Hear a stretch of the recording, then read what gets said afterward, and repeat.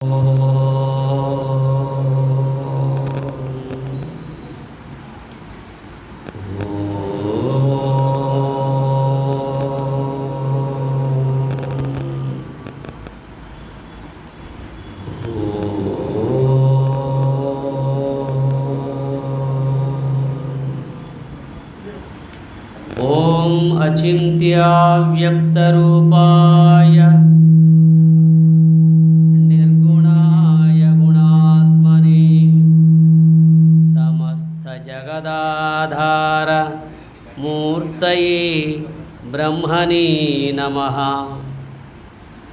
ॐ कृष्णं कमलपत्राक्षं पुण्यश्रवणकीर्तनं वासुदेवं जगद्योनिं नौमि नारायणं हरिं।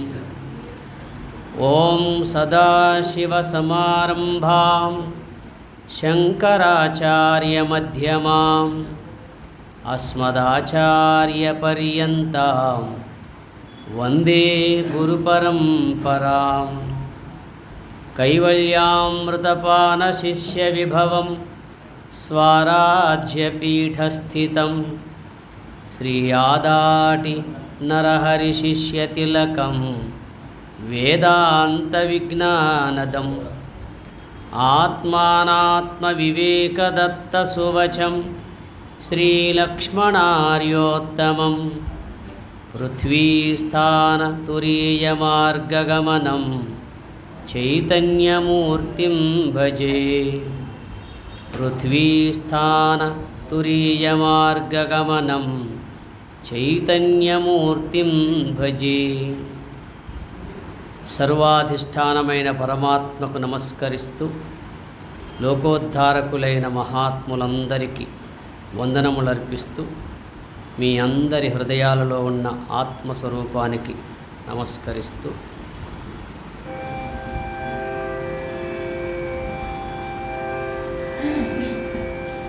నారాయణ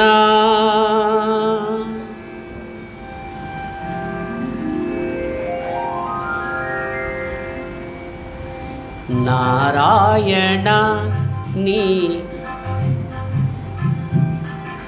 నారాయణ నీ నామమే గతిక కోరికలు మాకు కొనసాగుటకు నారాయణ నీ నామమే గతిక కోరికలు మాకు కొనసాగుటకు నారాయణ నీ నామమే గతిక కోరికలు మాకు కొనసాగుటకు నారాయణ నారాయణ నారాయణ నారాయణ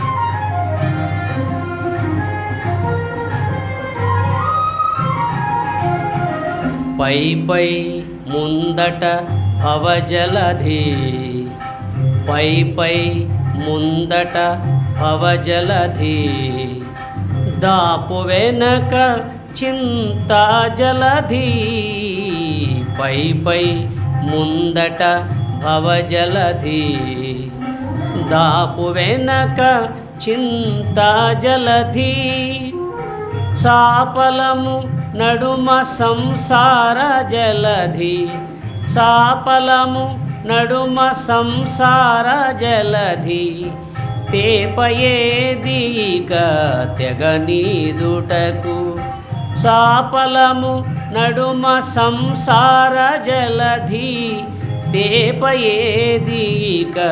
తెగనీదుటకు నారాయణ నీ నామమే గతిక కోరికలు మాకు కొనసాగుటకు నారాయణ నారాయణ నారాయణ నారాయణ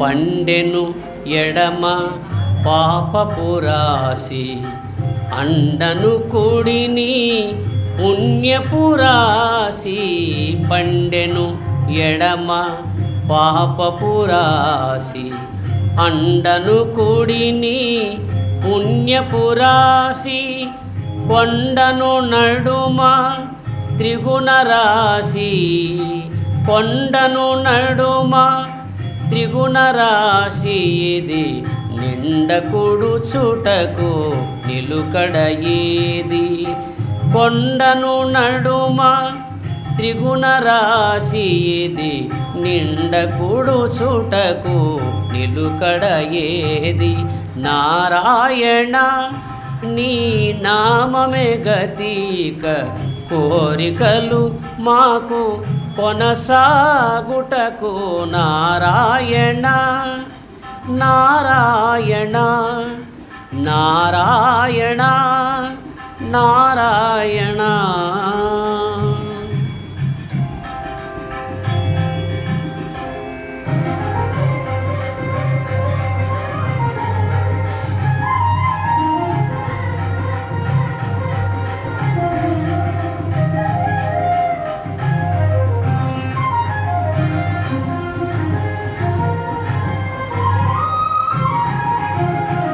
కింది లోకములు కీడు నరకములు కింది లోకములు కీడు నరకములు అందేటి స్వర్గాలవే మీద కింది లోకములు కీడు నరకములు అందేటి స్వర్గాలవే మీద చెంది అంతరాత్మ శ్రీ వెంకటేశ వెంకటేశ వెంకటేశ.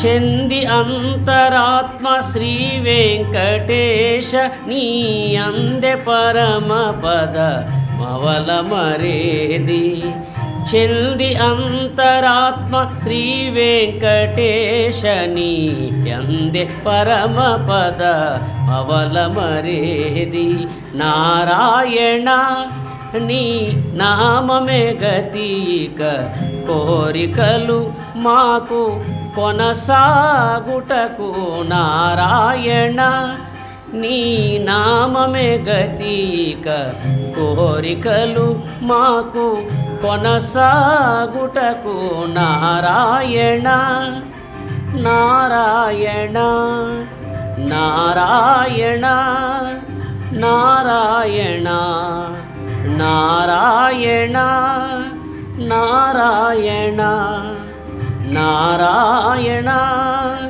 నారాయణ.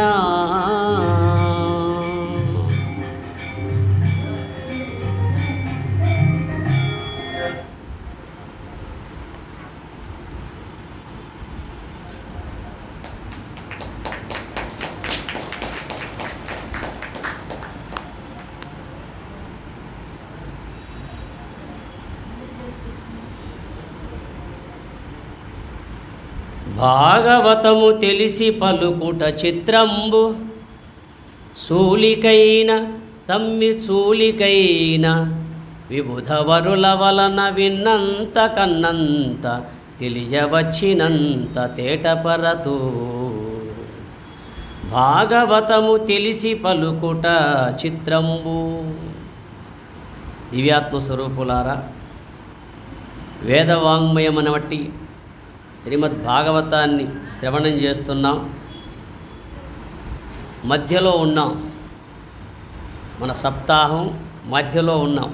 3 రోజులు గడిచింది, ఇది 4వ రోజు. ఇక 3 అయితే అయిపోయాయి.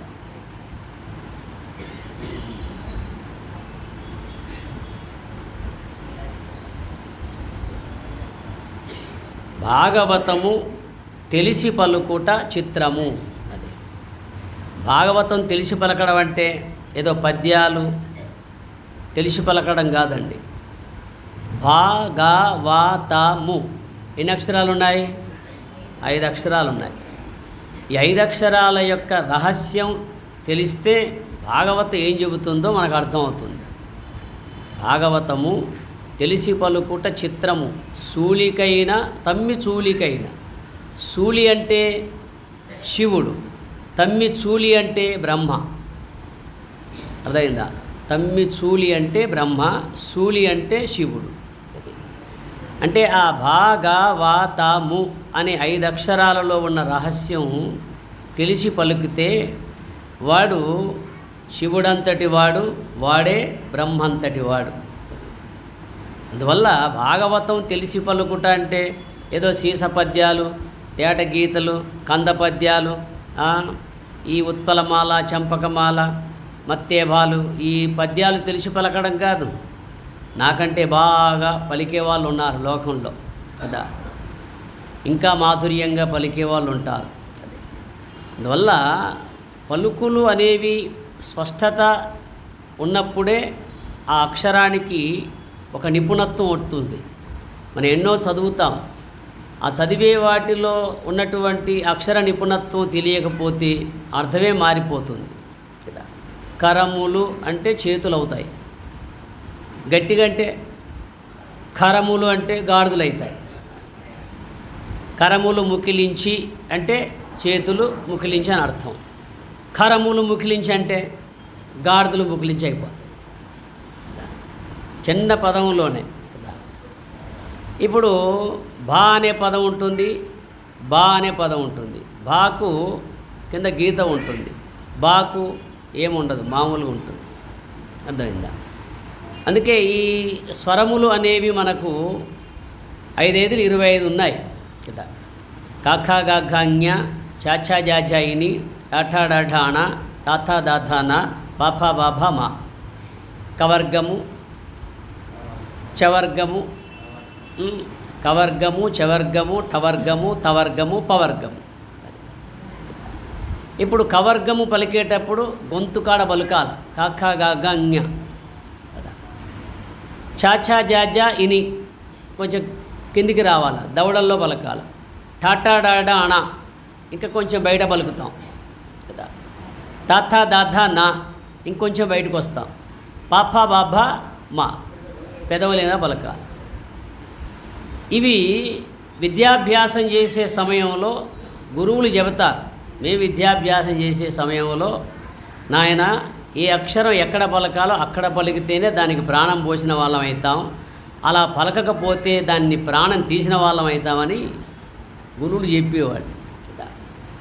అందువల్ల అక్షర స్పష్టత ఎంత మాధుర్యంగా ఉంటుందో మనం చదివే శ్లోకం కానీ, మనం చదివే పద్యం కానీ, మనం చదివే ఏ పదం కానీ, కీర్తన కానీ అంత భావయుక్తంగా ఉంటుంది. అక్షర స్పష్టత తెలియక పలికితే అందులో భావం ఉండదు, ఆ కీర్తనకు, ఆ శ్లోకానికి, ఆ పద్యానికి నిపుణత్వం ఏర్పడదు. ఇదొక అర్థం. అయితే ఇందులో భాగవతము తెలిసి పలుకుట చిత్రము అన్నాడు. చిత్రం అంటే బొమ్మ స్పష్టంగా కనపడుతుంది. ఇప్పుడు మన చేతిలో ఒక వస్తువు పెట్టుకున్నాం, పోనీ ఉసిరిగా పట్టుకున్నాం అనుకోండి. ఆ ఉసిరిగాయను చూడడానికి భూతద్దం కావాలా? అవసరం లేదు కదా. ముంజేతి కడియమునకు అద్దమేళ అని ఒక సామెత ఉంటుంది. ముంజేతి కడియమునకు అద్దమేళ. మన చేతికో కడియ ఉందనుకోండి, ముంజేతి కడియం, దాన్ని చూడాలంటే అద్దం కావాలా మళ్ళా? లేదే. అట్లాగే ఈ భాగవత పద్యాలు అందులో ఉన్న రహస్యాన్ని తెలిసి పలికిన వాళ్ళ పలుకులో అంత స్పష్టత ఏర్పడుతుంది. ఆ పలుకుతూ ఉంటేనే ఆ స్పష్టత ఏర్పడుతుంటుంది, అందులో భావం ఏర్పడుతూ ఉంటుంది. ఎట్లయితే మనం ఒక కీర్తన పాడినా, భజన పాడినా ఆ భావం మనకు ముందే తెలియబడుతుందో అట్లాగే అందులో ఉన్న రహస్యం తెలిసి పలుకుతే ఎక్కడ నిలపాలో, ఎక్కడ నిలపకూడదో అన్నటువంటి విషయం అందులో దాగి ఉంటుంది. అందువల్ల మహాత్ములు ఇంతటి విధి విధానాన్ని ఎందుకు పెట్టారంటే మన తెలుగు భాషలోనే అక్షరాలు ఎక్కువ. మన తెలుగు భాషలోనే అక్షరాలు ఎక్కువ. సంస్కృతంలో 50, మన తెలుగులో 56 ఉన్నాయి. సంస్కృతంలో 50 అక్షరాలే ఉన్నాయి, తెలుగులో 56 ఉన్నాయి. అందువల్ల ఏ అక్షరాన్ని ఎలా పలికితే దానికి భావయుక్తము, దానికి ఒక పవిత్రత ఉంటుందో దాన్ని తెలియజేస్తూ కూడా ఈ పద్యాన్ని చాలామంది వక్కాణిస్తారు. ఇందులో మనం బాగా విచారించినట్లయితే భాగవతము తెలిసి పలుకుట చిత్రము సూలికైన తమ్మి చూలికైన చివరిలో ఏమన్నాడు, విబుధ వరుల వలన విన్నంత కన్నంత తెలియవచ్చినంత తేటపరతు అన్నాడు. పోతనామాత్యుడు తనను తాను తగ్గించుకున్నాడు. నేను ఈ భాగవతము నాకేదో గొప్పగా తెలిసిందని రాయలేదయ్యా, విబుధ వరుల వలన మహాత్ముల వలన ఏదైతే విన్నానో, ఏదైతే కన్నానో, ఏదైతే తెలుసుకున్నానో దాన్ని తేట తెల్లంగా పలుకుతున్నానంటాడు. విబుధ వరల వలన విన్నంత కన్నంత తెలియవచ్చినంత తేటపరుతూ అన్నాడు. ఇందులో 4 ఇంద్రియాలు మనకు కనబడుతూ ఉన్నాయి. శ్రోత్రేంద్రియం వింటుంది, నేత్రేంద్రియం కంటుంది, ఘ్రాణేంద్రియం దగ్గర తెలివి ఉంటుంది కదా, తెలివితో యోచిస్తాము, మళ్ళీ వాక్కుతో పలుకుతాం. ఈ ప్రక్రియ ఏ ప్రాణికి లేదు, ఏ ప్రాణికి పలికే అవకాశం లోకంలో లేదు. దీన్నే ఏమంటారంటే వినుట మధ్యమ వాక్కని, చూచుట పశ్యంతి వాక్కని, గ్రహించుట పరావాక్కని, పలుకుట వైఖరి వాక్కని చెబుతారు. 4 వాక్కులు ఉన్నాయి. మీరు చూడండి, పక్షికి పశ్యంతి వాక్కు ఉంటుంది. పక్షికి చూపే ప్రధానం, ఎక్కడో ఉన్నది కింద ఉన్నదాన్ని కనిపెడుతుంది. పశువులకు అరుపే ప్రధానం, మధ్యమ వాక్కు మాత్రమే వాటికి పనిచేస్తుంది. శబ్దాన్ని విని వాళ్ళు అవి జాగ్రత్త పడతాయి. అట్లాగే ఈ చెట్లకు పరావాక్కు, ఆ గాలి వీస్తూ ఉంటే జుంకారం ఏర్పడుతూ ఉంటుంది అంటూ. మానవులకు ఈ 4 ఉన్నాయి. మానవులకు ఈ మూటితో పాటు 4వది ఉంది. చూడండి, వినికిడి వింటాడు, పరావాక్కు. అర్థమైందా? ఈ చూస్తాడు, కంటితో చూసి తెలుసుకుంటాడు, పశ్యంతి వాక్కు. ఈ విన్నదాన్ని, చూసిన దాన్ని, తెలిసిన దాన్ని తాను ఈ లోకానికి తెలుపుతాడు. ఈ లోకానికి తెలపాలంటే ఈ బ్రహ్మాండమే ప్రధానం. ఈ బ్రహ్మాండమే ప్రధానం. ఈ కంఠం నుంచి పైభాగం దీన్ని బ్రహ్మాండం అన్నారు. కంఠం నుంచి నాభి వరకు పిండాండం అంటారు. నాభి నుంచి దిగువ భాగం అండాండం అంటారు. అండోత్పత్తికి స్థానం అండాండము, పిండోత్పత్తికి స్థానం పిండాండము, అన్నీ తెలుసుకునేటువంటి జ్ఞానానికి స్థానం దీన్ని బ్రహ్మాండం అంటారు. బ్రహ్మ అంటే వేద, బ్రహ్మ అంటే తెలియుట, వేద అంటే తెలియుట. నీవెవరో తెలియాలన్నా ఈ బ్రహ్మాండమే ప్రధానం. నీవు ఈ లోకానికి ఏది తెలపాలన్నా ఈ బ్రహ్మాండమే ప్రధానం కదా. నువ్వు ఏది తెలుసుకోవాలన్నా ఈ బ్రహ్మాండమే ప్రధానం. 3 చెప్పాను ఇప్పుడు, 3 ప్రధానం. ఈ బ్రహ్మాండం ఉంటేనే ఏదైనా తెలుసుకుంటావు, ఈ బ్రహ్మాండం ఉంటేనే ఏదైనా తెలుపుతావు, ఈ బ్రహ్మాండం ఉంటేనే నువ్వెవరో తెలుస్తావు. ఈ తలకాయ లేకపోతే ఎలా గుర్తుపడతారు చెప్పండి? మనం ఫోటో స్టూడియోకి పోతాం. ఒకడు ఫోటో స్టూడియోకి పోయినాడు, ఫోటో తీయమన్నాడు. వాడు ఫోటో తీసేవాడు అడుగుతాడు, ఫుల్ కావాలన్నా హాఫ్ కావాలని అడుగుతాడు. అంతే కదా, హాఫ్ తీయవా అన్నాడు. వాడు మహా తెలియకలవాడు ఫోటో వాడు.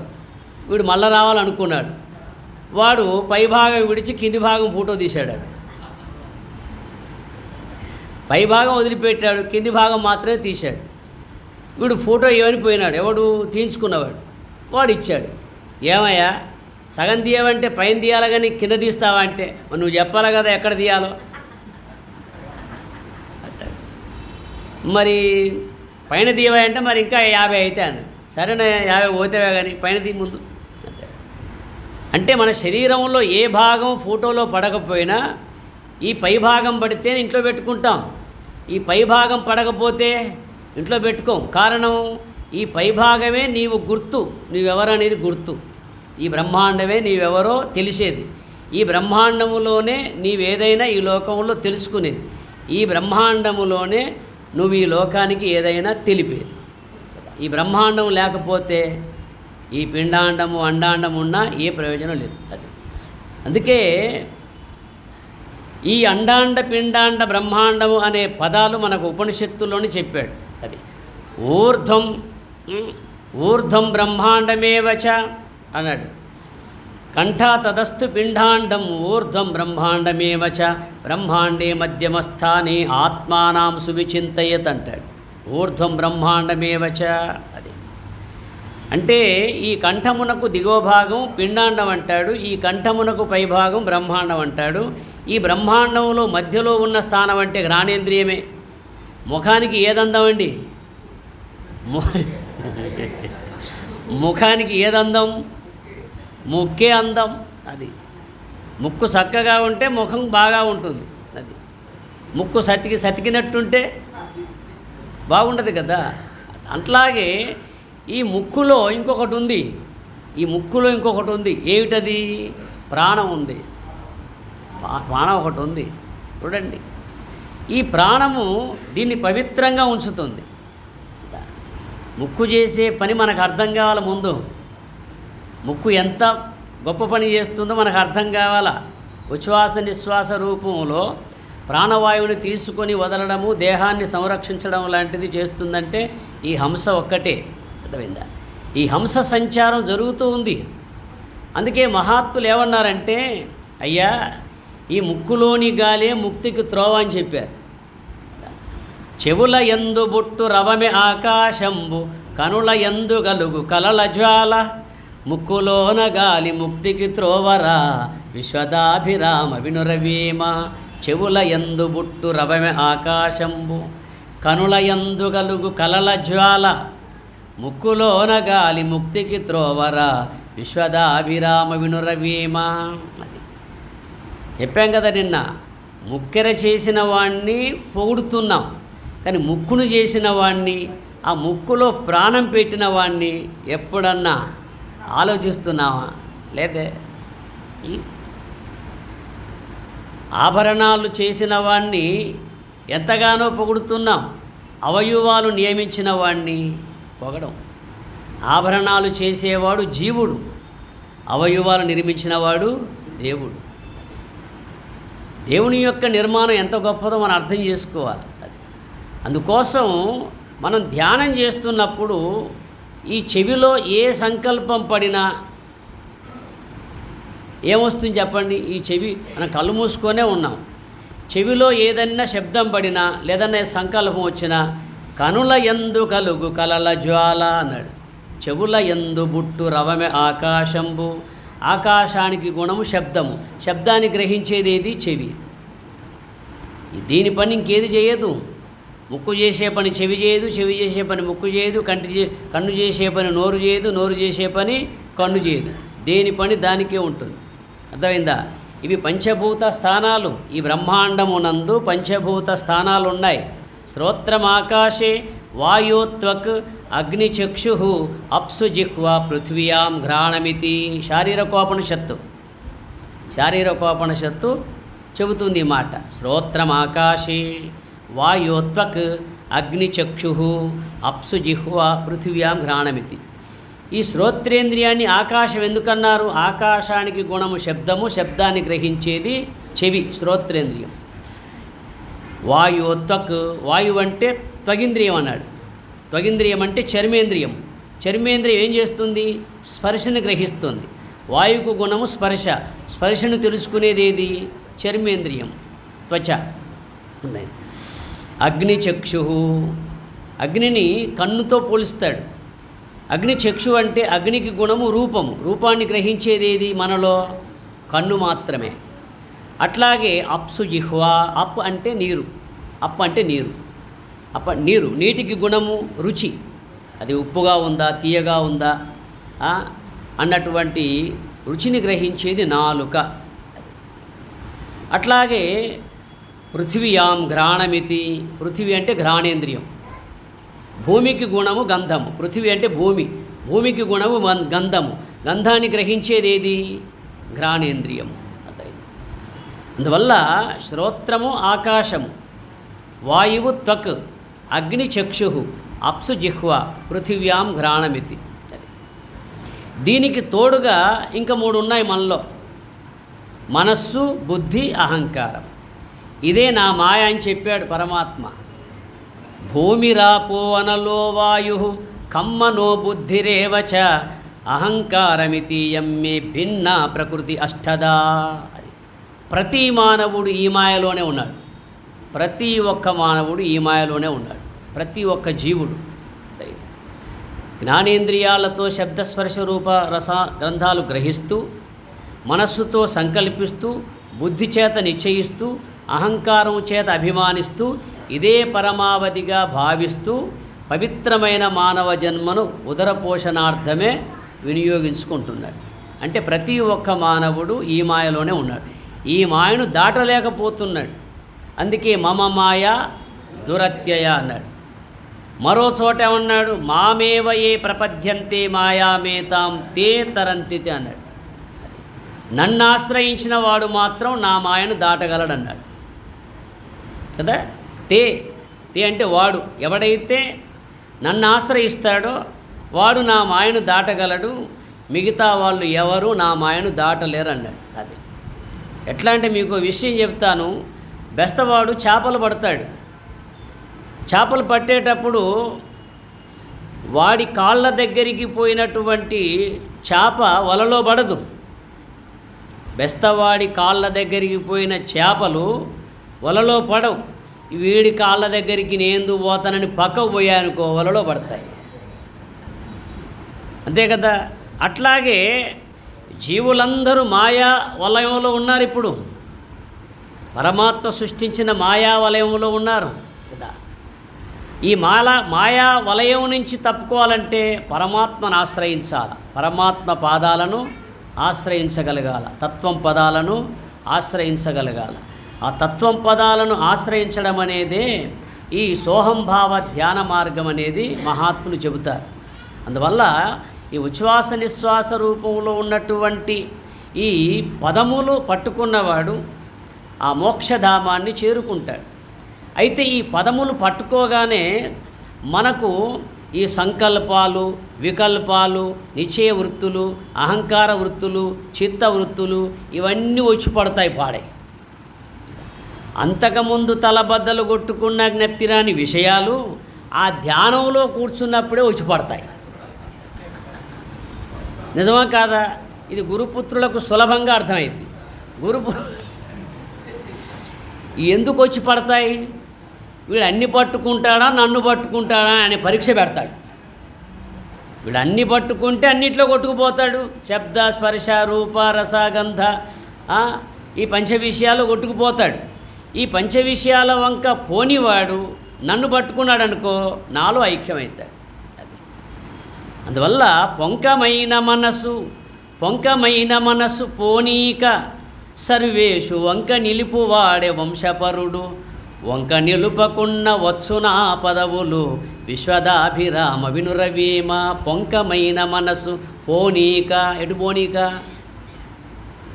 దాన్ని ఎటు ఏ వైపు పోనీక ఆ వంక నిలపవన్నాడు. ఆ ఈశ్వరుని వంక, దేవుని వంక, ఆ ధ్యానములో నిలపవన్నాడు. పొంకమైన మనసు పోనీక సర్వేషు వంక నిలుపువాడే వంశపరుడు వంక నిలుపకున్న వచ్చునా పదవులు విశ్వదాభిరామ వినురవీమ అన్నాడు. ఈరోజు మేము సిద్ధి వినాయకుడిని చూడడానికి వెళ్ళాం. మన భక్తులు కొంచెం ఆరాట పడ్డారు. స్వామీజీ వచ్చాడు పోనివ్వండి అంటే వాడికి ఏం తెలుసు నేను స్వామీజీని అని. నేనున్నది వామనమూర్తిలాగా, పెద్ద గంభీరం లేదా, పాలు లేదా, ఏమీ లేదు కదా అని అన్నాడు. మీరు ఎవరిని అడగొద్దు, నా వెంట రండి అని నేనే ముందు పోయా. ఎవరిని అడిగినా కాదంటాడు. మీరు నా వెంట రండి, కాదంటే నేను చెప్తారండి అని నేను చొచ్చుకుపోయా ముందే. నా వెంట వాళ్ళు వచ్చినారు. తొందరగా దర్శనం అయిపోయింది. నేను ఎందుకు చెప్తున్నానంటే ఈ మాట, బయట ఉన్న దేవుణ్ణి చూడడానికి అంత ఇబ్బంది పడాలే. బయట ఉన్న దేవుణ్ణి చూడాలంటే అంత ఇబ్బంది పడాలా, ఆ క్యూలో నిలబడాలా, అంత ఇబ్బంది పడాలా. నెట్టుకుంటారు, ఆడ మగ తేడా లేకుండా నెట్టేసుకుంటున్నారు అందులో కదా. మరి బయట ఉన్న దేవుణ్ణి చూడాలంటేనే అంత ఇబ్బంది పడుతున్నావే, నీ లోన ఉన్న దేవుణ్ణి చూడాలంటే,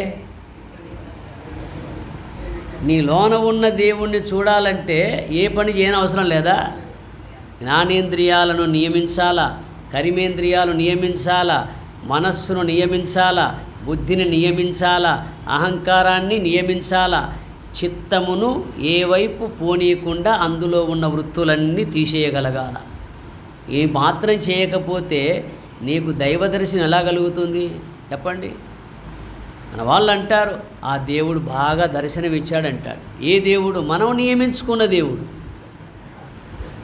కదా. ఇప్పుడు బయట ఉన్న దేవుడు ఎవరు నియమించిన దేవుడు? మనం నియమించిన దేవుడు కదా. అది ఎంత గొప్పదైనా కావచ్చు, అది మనం నియమించుకున్న దేవుడు, మనం పెట్టుకున్న దేవుడు. కానీ నీ లోన ఉన్న దేవుడు ఈ లోకాన్నంతా నియమించినవాడు, ఈ లోకాన్నంతా సృష్టించినవాడు. నిన్ను సృష్టించాడు, నీ దేహాన్ని సృష్టించాడు, నీ దేహం లోపల ఆత్మస్వరూపుడై ఉన్నాడు. మరి అట్టి ఆత్మదర్శనం చేయాలంటే ఏ ఇబ్బంది పడొద్దా? కళ్ళు మూసుకోగానే కైవల్యం వస్తుందా? లేదే కళ్ళు మూసుకోగానే లేనిపోని అన్నీ ఇంకా వచ్చి పడతాయి కదా. అందువల్ల అవన్నీ సహజం. మనం చూచినవి, విన్నవి, మనం ఏదో భావించినవి అవన్నీ రావడం సహజం. వాటినే సంకల్ప వికల్పాలు అంటారు. ఈ సంకల్ప వికల్పాలకు నిలయం మనస్సు, నిశ్చయ వృత్తులకు బుద్ధి నిలయం, అభిమాన వృత్తులకు నిలయం అహంకారం, చిత్త వృత్తులకు నిలయం చిత్తము.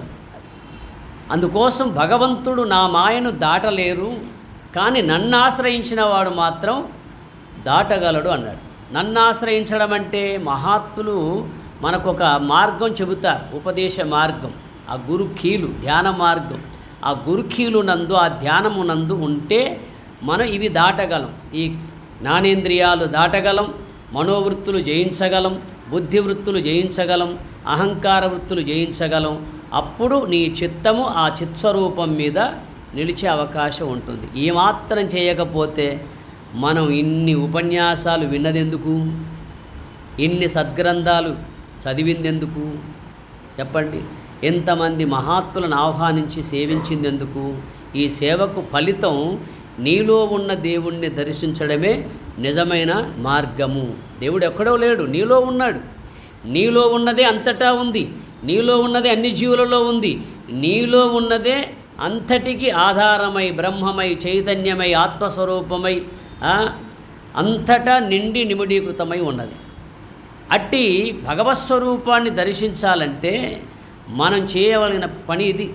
అదిమి మనసు నిలిపి ఆనందకేలిలో, అదిమి మనసు నిలిపి ఆనందకేలిలో బ్రహ్మమయుడు ముక్తి బడయగోరు, జిహ్వరుచుల చేత జీవుండు చెడునయ విశ్వదాభిరామ వినురవేమ. అదిమి మనసు నిలిపి ఆనందకేళిలో బ్రహ్మమయుడు ముక్తి బడయగోరు, జిహ్వరుచుల చేత జీవుండు చెడునయ విశ్వదాభిరామ వినురవేమ. లోకంలో జిహ్వేంద్రియాన్ని జయించినవాడు మాత్రమే గుహ్యేంద్రియాన్ని జయించగలడు. ఈ జిహ్వ గుహ్యేంద్రియాలు ఎవడైతే జయిస్తాడో వాడే మనస్సును జయించగలడు, బుద్ధిని జయించగలడు, అహంకారాన్ని జయించగలడు. జిహ్వేంద్రియాన్ని జయించని వాడు బకాసురుడు. అర్థమైందా? బకాసురుడు బండెడు తింటాడు, బకాసురుడు అంత తింటాడు, ఇంత తింటాడంటే మనం మాత్రం తక్కువ తిన్నామా పుట్టిన కానించి ఇప్పటిదాకా? మనం పుట్టిన కాను ఇప్పటిదాకా బండెడేమిటి, బండ్లైనాయి, బండ్లైనాయి, లారీలు అయినాయి. మరి మనం ఎవరం చెప్పండి? బకాసురుడు అంటే మహాభారతంలో ఒక్కడే కనపడతాడు మనకు. కానీ భారతదేశంలో ఎంతమంది ఉంటారు బకాసురులు చెప్పండి? ఇంకా బకాసురులంటే కేవలం ఆహారం భక్షించేవాడు మాత్రమే కాదండి, తేరగా వస్తే లాక్కునే వాళ్ళంతా బకాసురులే. శ్రమించకుండా సుఖించాలనుకునే వాళ్ళంతా బకాసురులే. అదిరించి బెదిరించుకు తినేవాళ్ళంతా బకాసురులే. అడ్డదారిలో పోయి ఆనందంగా జీవించాలనుకునే వాళ్ళంతా బకాసురులే. ఈ బకాసురత్వము ముందుగా జయించాలి. అందుకే మహాభారత యుద్ధంలో ప్రథమ యుద్ధం బకాసుర యుద్ధం. మీరు బాగా ఆలోచించండి కదా. ముందు బకాసురుడు జయించబడితేనే అయితే ఎవడి చేతిలోనైతే బకాసురుడు జయింపబడతాడో వాడి చేతిలోనే జరాసంధుడు, వాడి చేతిలోనే కీచకుడు, వాడి చేతిలోనే దుర్యోధనుడు. అర్థమైందా? ఇదంత పెద్ద ఒక యోగ మార్గంలో చెప్పవలసిన సబ్జెక్టు. అర్థమైందా? ముందు జిహ్వేంద్రియాన్ని జయించగలగాల మనం. జిహ్వేంద్రియము 2 పనులు చేస్తుందండి. ఈ జిహ్వేంద్రియం నాలుక 2 పనులు చేస్తుంది.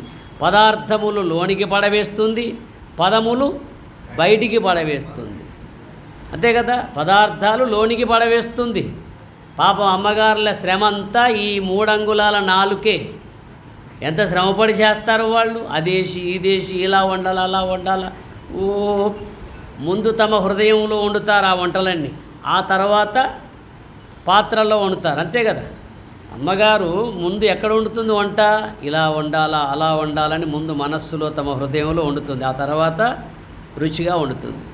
ఆ రుచి అంతా ఈ 3 అంగుళాల నాలుక దాటేంతవరకే. లోనికి పోతే అంత గందరగోళం ఏమీ లేదు కదా. ఈ నాలుక 2 పనులు చేస్తుంది. పదార్థములు లోనికి పడవేస్తుంది, పదములు బయటికి పడవేస్తుంది. అయితే లోనికి పోయే పదార్థాలు హితముగా మితముగా సత్యముగా ప్రియముగా ఉంటే బయటికి వచ్చే పదాలు కూడా అలాగే ఉంటాయి. లోనికి పోయే పదార్థాలు ఘాటుగా గందరగోళంగా ఉన్నాయనుకో, బయటికి వచ్చే పదాలు కూడా అలాగే ఉంటాయి. ఎందువల్ల? ఏది ఎగుమతో అదే దిగుమతి. ఏది ఎగుమతో అదే దిగుమతి. ఇప్పుడు మనం ఓ పట్టణానికి వెళ్ళాం, అక్కడ వాహనంలో ఒక వస్తువు ఎక్కించాం, ఇక్కడ దింపితే ఏం వెళ్తుంది? ఆ వస్తువే వస్తుంది కదా. ఓ లారీలో సరుకు ఎక్కించామనుకోండి, ఇక్కడికి వచ్చిన తర్వాత అదే సరుకు దిస్తాం, వేరే సరుకు కాదు కదా.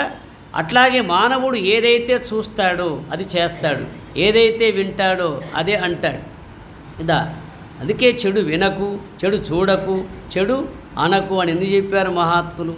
అది అందువల్ల దీన్నే మహాత్ములు ఈ మూటిని కామక్రోధ లోభ నరకద్వారములని చెప్పాడు.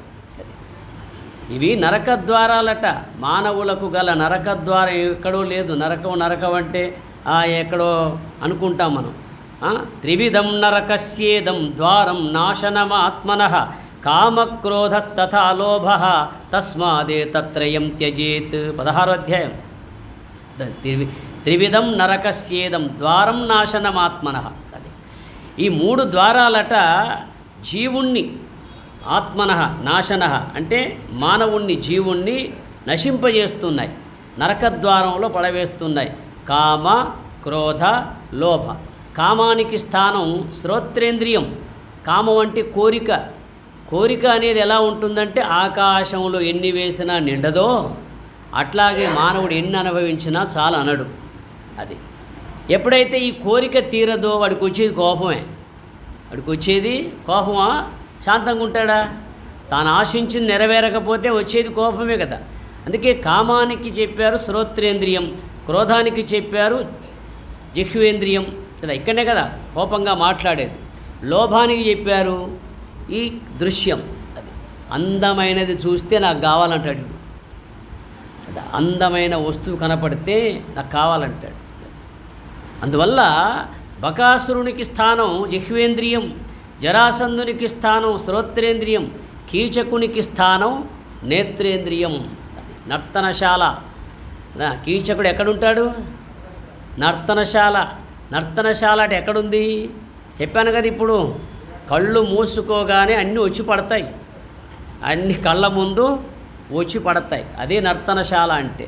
అది ఆ తోపికలన్నీ వచ్చి పడతాయి.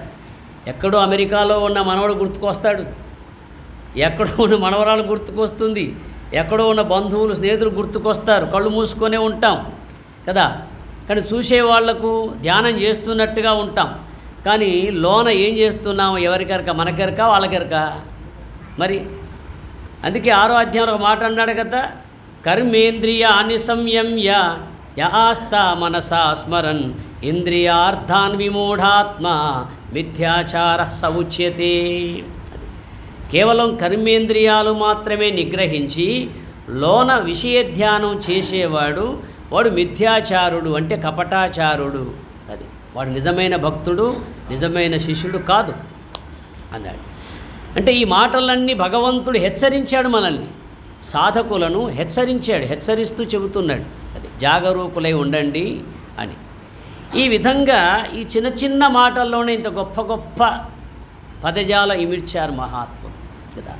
అందుకే భాగవతము తెలిసి పలుకుట చిత్రంబు, సూలికైన తమ్మి చూలికైన విబుధ వరుల వలన విన్నంత కన్నంత తెలియవచ్చినంత తేటపరుతూ. విబుధులు అంటే విశేషముగా తెలిసిన వారు, బుధులు అంటే జ్ఞానులు, విబుధులు అంటే విజ్ఞానులు.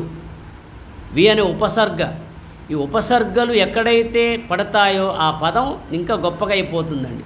జ్ఞానం అనే పదం ఉందనుకోండి, దానికి ముందు ఉపసర్గ సు పెడితే ఓ అర్థం వస్తుంది, సుజ్ఞానం అయిపోతుంది. వి పెడితే విజ్ఞానం అయిపోతుంది, ఆ పెడితే అదే. ఇవన్నీ ఉపసర్గలు. వి, సు, ఆ, ఇవన్నీ ఉపసర్గలు అంటారు. ఈ ఉపసర్గ ఏ పదానికైతే ముందు చేరుతుందో ఆ పదం యొక్క అర్థమే మారిపోతుంది. అది బుధులు అంటే జ్ఞానులు, విబుధులు అంటే విజ్ఞానులు. పశ్యతి అంటే చూసువాడు, విపశ్యతి అంటే విశేషంగా చూచినవాడు, అవిపశ్యతి అంటే చూడనివాడు. భగవద్గీతలో మనకి ఈ పదాలన్నీ వస్తాయి. పశ్యతి, విపశ్యతి, అవిపశ్యతి. అది చూడనివాడు. ఆ భగవత్ స్వరూపాన్ని చూడనివాడు అవిపశ్యతి, చూచేవాడు. పశ్యతి విశేషముగా చూచేవాడు, విపశ్యతి. ఇట్లా మనకు అందులో ఈ పదజాలం అంతా మనకు చేరి ఉంటుంది. అదే గురువు దగ్గర చేరి కొన్నాళ్ళు విద్యాభ్యాసం చేసిన వాళ్లకు మాత్రమే ఈ పదజాలం తెలియబడుతుంది. అంతేగాని ఏదో మనకు తెలిసిన గ్రంథాలు చదివి చెప్పే వాళ్లకు సామాన్యంగా తెలియబడుతుంది. అది అందువల్ల ఏ విషయమైనా సరే కొంచెం జాగరూకులమై మనం అర్థం చేసుకోగలిగితే మనమే కనపడతాం, అందులో మన తప్పిదం కనపడుతుంది, మన పొరపాటు తెలియబడుతుంది. అందుకోసం భాగవతము, భా అనే పదము దేనికి వర్తిస్తుంది? భా అంటే ప్రకాశము, జ్ఞానము, చైతన్యము, బ్రహ్మము. భా అంటే ఏమిటి? భా ఇప్పుడు భాస్కరుడు, భానుడు అంటాం కదా, సూర్యుని ఏమంటారు? భాస్కరుడు అంటారు. భారతీయులు, భా అనే పదము చూడు ఎంత గొప్పగా ఉంది. భారతీయులు, భారతీయులు. భా అంటే ప్రకాశము, జ్ఞానము, చైతన్యం. రతీయులు అంటే ప్రకాశమునందు, జ్ఞానమునందు, చైతన్యమునందు రమించువారు భారతీయులు. భారతీయులు భరతుడు ఏలిన రాజ్యము అని అంటాం కదా. అందుకే భారతీయులు, భారతీయులంటే భారతీయులకంత గొప్ప పేరు ఎందుకు వచ్చింది అంటే భా అంటే ప్రకాశము, జ్ఞానము, చైతన్యము, బ్రహ్మము కదా. అంటే ఆ బ్రహ్మజ్ఞానమునందు, చైతన్యమనే ప్రకాశమునందు పయనించువారే భారతీయులు అన్నారు. ఈ అర్థం మనకు తెలియక మరి ఇంత గొప్ప దేశంలో మనం పుట్టి, మన వేదవాంగ్మయాన్ని తెలియక, మన పురాణ ఇతిహాసాలు తెలియక పాశ్చాత్య దేశాల అలవాట్లో పడిపోతున్నామంటే ఎంత పొరపాటు చేస్తున్నాం చెప్పండి.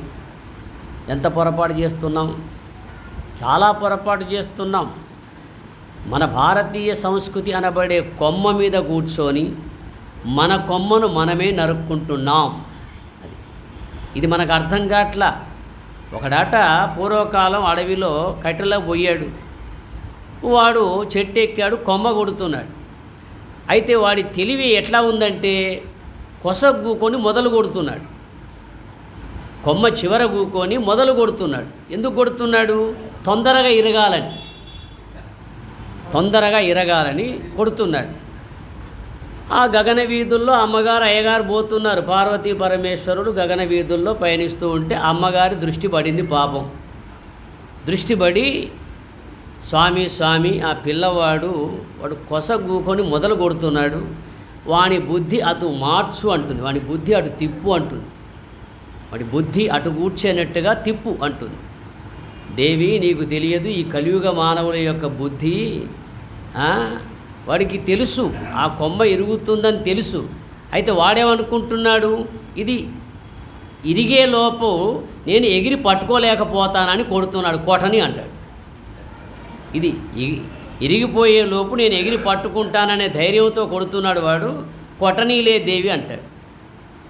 తల్లి హృదయం కదా పాపం.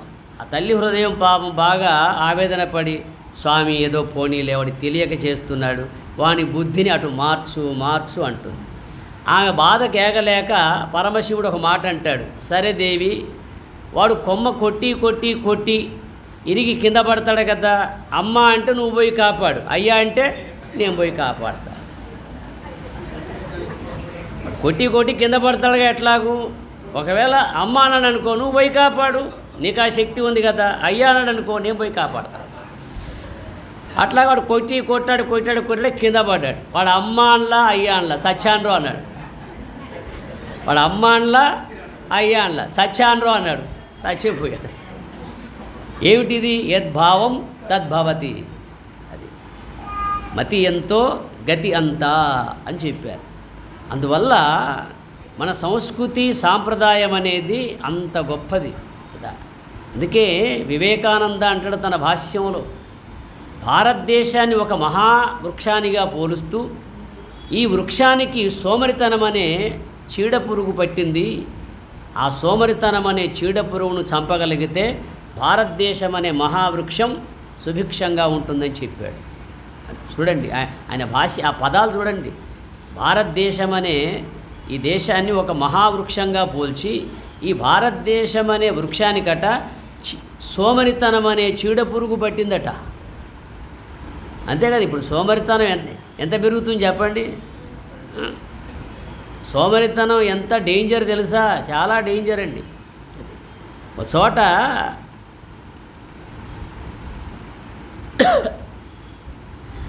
ఉపాధ్యాయుడు పాఠం చెబుతూ ఉన్నాడు. అయితే ఆ ఉపాధ్యాయుడు పిల్లలందరికీ ఎప్పుడు పని చెప్తాడు, ఇది తీసుకురా, అది తీసుకురా, కూరగాయలు తీసుకురా, ఈ వస్తువు తీసుకురా, ఆ వస్తువు తీసుకురా, ఇట్లా పనులు చెప్తాడు ఆయన. పిల్లలందరికీ విసుగొచ్చిపోయింది. ఈ సారు పాఠాలు చెప్పడం తక్కువ, పనులు చెప్పడం ఎక్కువ అనుకుని వాళ్ళు ఒకసారి ఇక అసంతృప్తిగా ఉంటారు. సరే, వీళ్ళకు కనువిప్పు కలిగించాలనుకున్నాడు ఉపాధ్యాయుడు. కనువిప్పు కలిగించుకొని ఏం చేశాడు, ఒరేయ్, ఇక మీరు నా పట్ల అసంతృప్తిగా ఉన్నారు, ఓ పని చేద్దాం, మీలో ఎంతమంది సోమరులు ఉన్నారో అంతమంది చెయ్యి పైకి లేబట్టండి, ఇక నేను మీకు పని చెప్పను అన్నాడు. అందరు లేపారు. ఇక మీకు పని చెప్పనురా, ఎంతమంది సోమరులు ఉన్నారో అంతమంది చెయ్యి పైకి ఎత్తండి అన్నాడు. అందరు లేపారు. ఒక్కడు మాత్రం లేపల. ఈ ఉపాధ్యాయునికి ఎంతో ఆనందం అనిపించింది. అబ్బా, ఒక్కడైనా ఉన్నాడు నా మాట వినేవాడని వాడిని తీసుకుపోయి ఆయన కూర్చునే కుర్చీ మీద కూర్చోబెట్టి ఇక చెబుతూ ఉన్నాడు వాని గురించి, వెధవల్లారా, బడుగ్గాయుల్లారా, వీడిని చూసుకొని నేర్చుకోర్రా, వీడెంత బుద్ధిమంతుడు, వీడు చేయి లేపలేదంటే నా మాట చెబితే వింటాడు, మీరందరూ నా మాట వినకూడదని, నా పనులు చేయకూడదు, అందరూ సోమరులమని పైకెత్తారే, వీడిని చూసి నేర్చుకోరా అని ఒకటే పొగుడుతున్నాడు వాడిని. వాడేదో చెప్పబోతున్నాడు కానీ నువ్వు ఆగురా అని నివారిస్తూ చెబుతూ ఉన్నాడు, నువ్వు ఆగురా అని. వాడేదో చెప్పబోతున్నాడు కానీ అది వినక వాని గురించి బ్రహ్మాండంగా స్తోత్రం చేస్తున్నాడు ఈయన ఉపాధ్యాయుడు. ఒరే, ఏమిట్రా ఇప్పటిదాకా ఏదో చెప్పాలను ఏం చెప్పరా అన్నాడు. సార్, వాళ్ళు చెయ్యి ఎత్తారు నిజమే, నేను ఎందుకు ఎత్తలా, ఇక్కడున్న చెయ్యి ఇలా లేపాలన్నా ఎంత శ్రమ.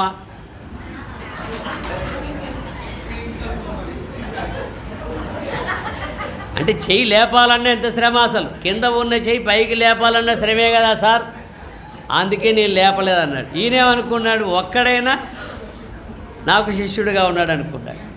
అన్నట్టుగా ఈ సోమరితనము అనేది చాలా ప్రమాదకరమైనటువంటి విషయం అండి. అందుకే శరీరానికి తగినంత శ్రమ మనకి మనం ఇవ్వాలి. ఇస్తే అది మనకు కొంత దోహదపడుతుంది. ఎట్లాగో నేను కూర్చోలేను, నేను నడవలేను అనుకుంటే నడవలేవు, కూర్చోలేను కూడా కూర్చోలేవు కదా. ఇది ఎందుకు చెబుతున్నానంటే, ఈనాడు ప్రతి ఒక్కరికి దేహదారిద్ర్యం ఏర్పడుతుంది, దేహం సహకరించలేకపోతుంది కదా. కనీసం ఇట్లా ముకిలించి కూర్చోలేకపోతుంటారు. కారణం ఏమిటంటే ఆ దేహ బాధ వాళ్ళే చెప్తారు, నాకున్నట్టు నీకుంటే తెలుస్తుందని, అదా నాకున్న శ్రమ నీకుంటే మీకు అర్థమయ్యేది అని వాళ్ళు చెప్తారు. సరే, అదొక విధం అనుకుందాము.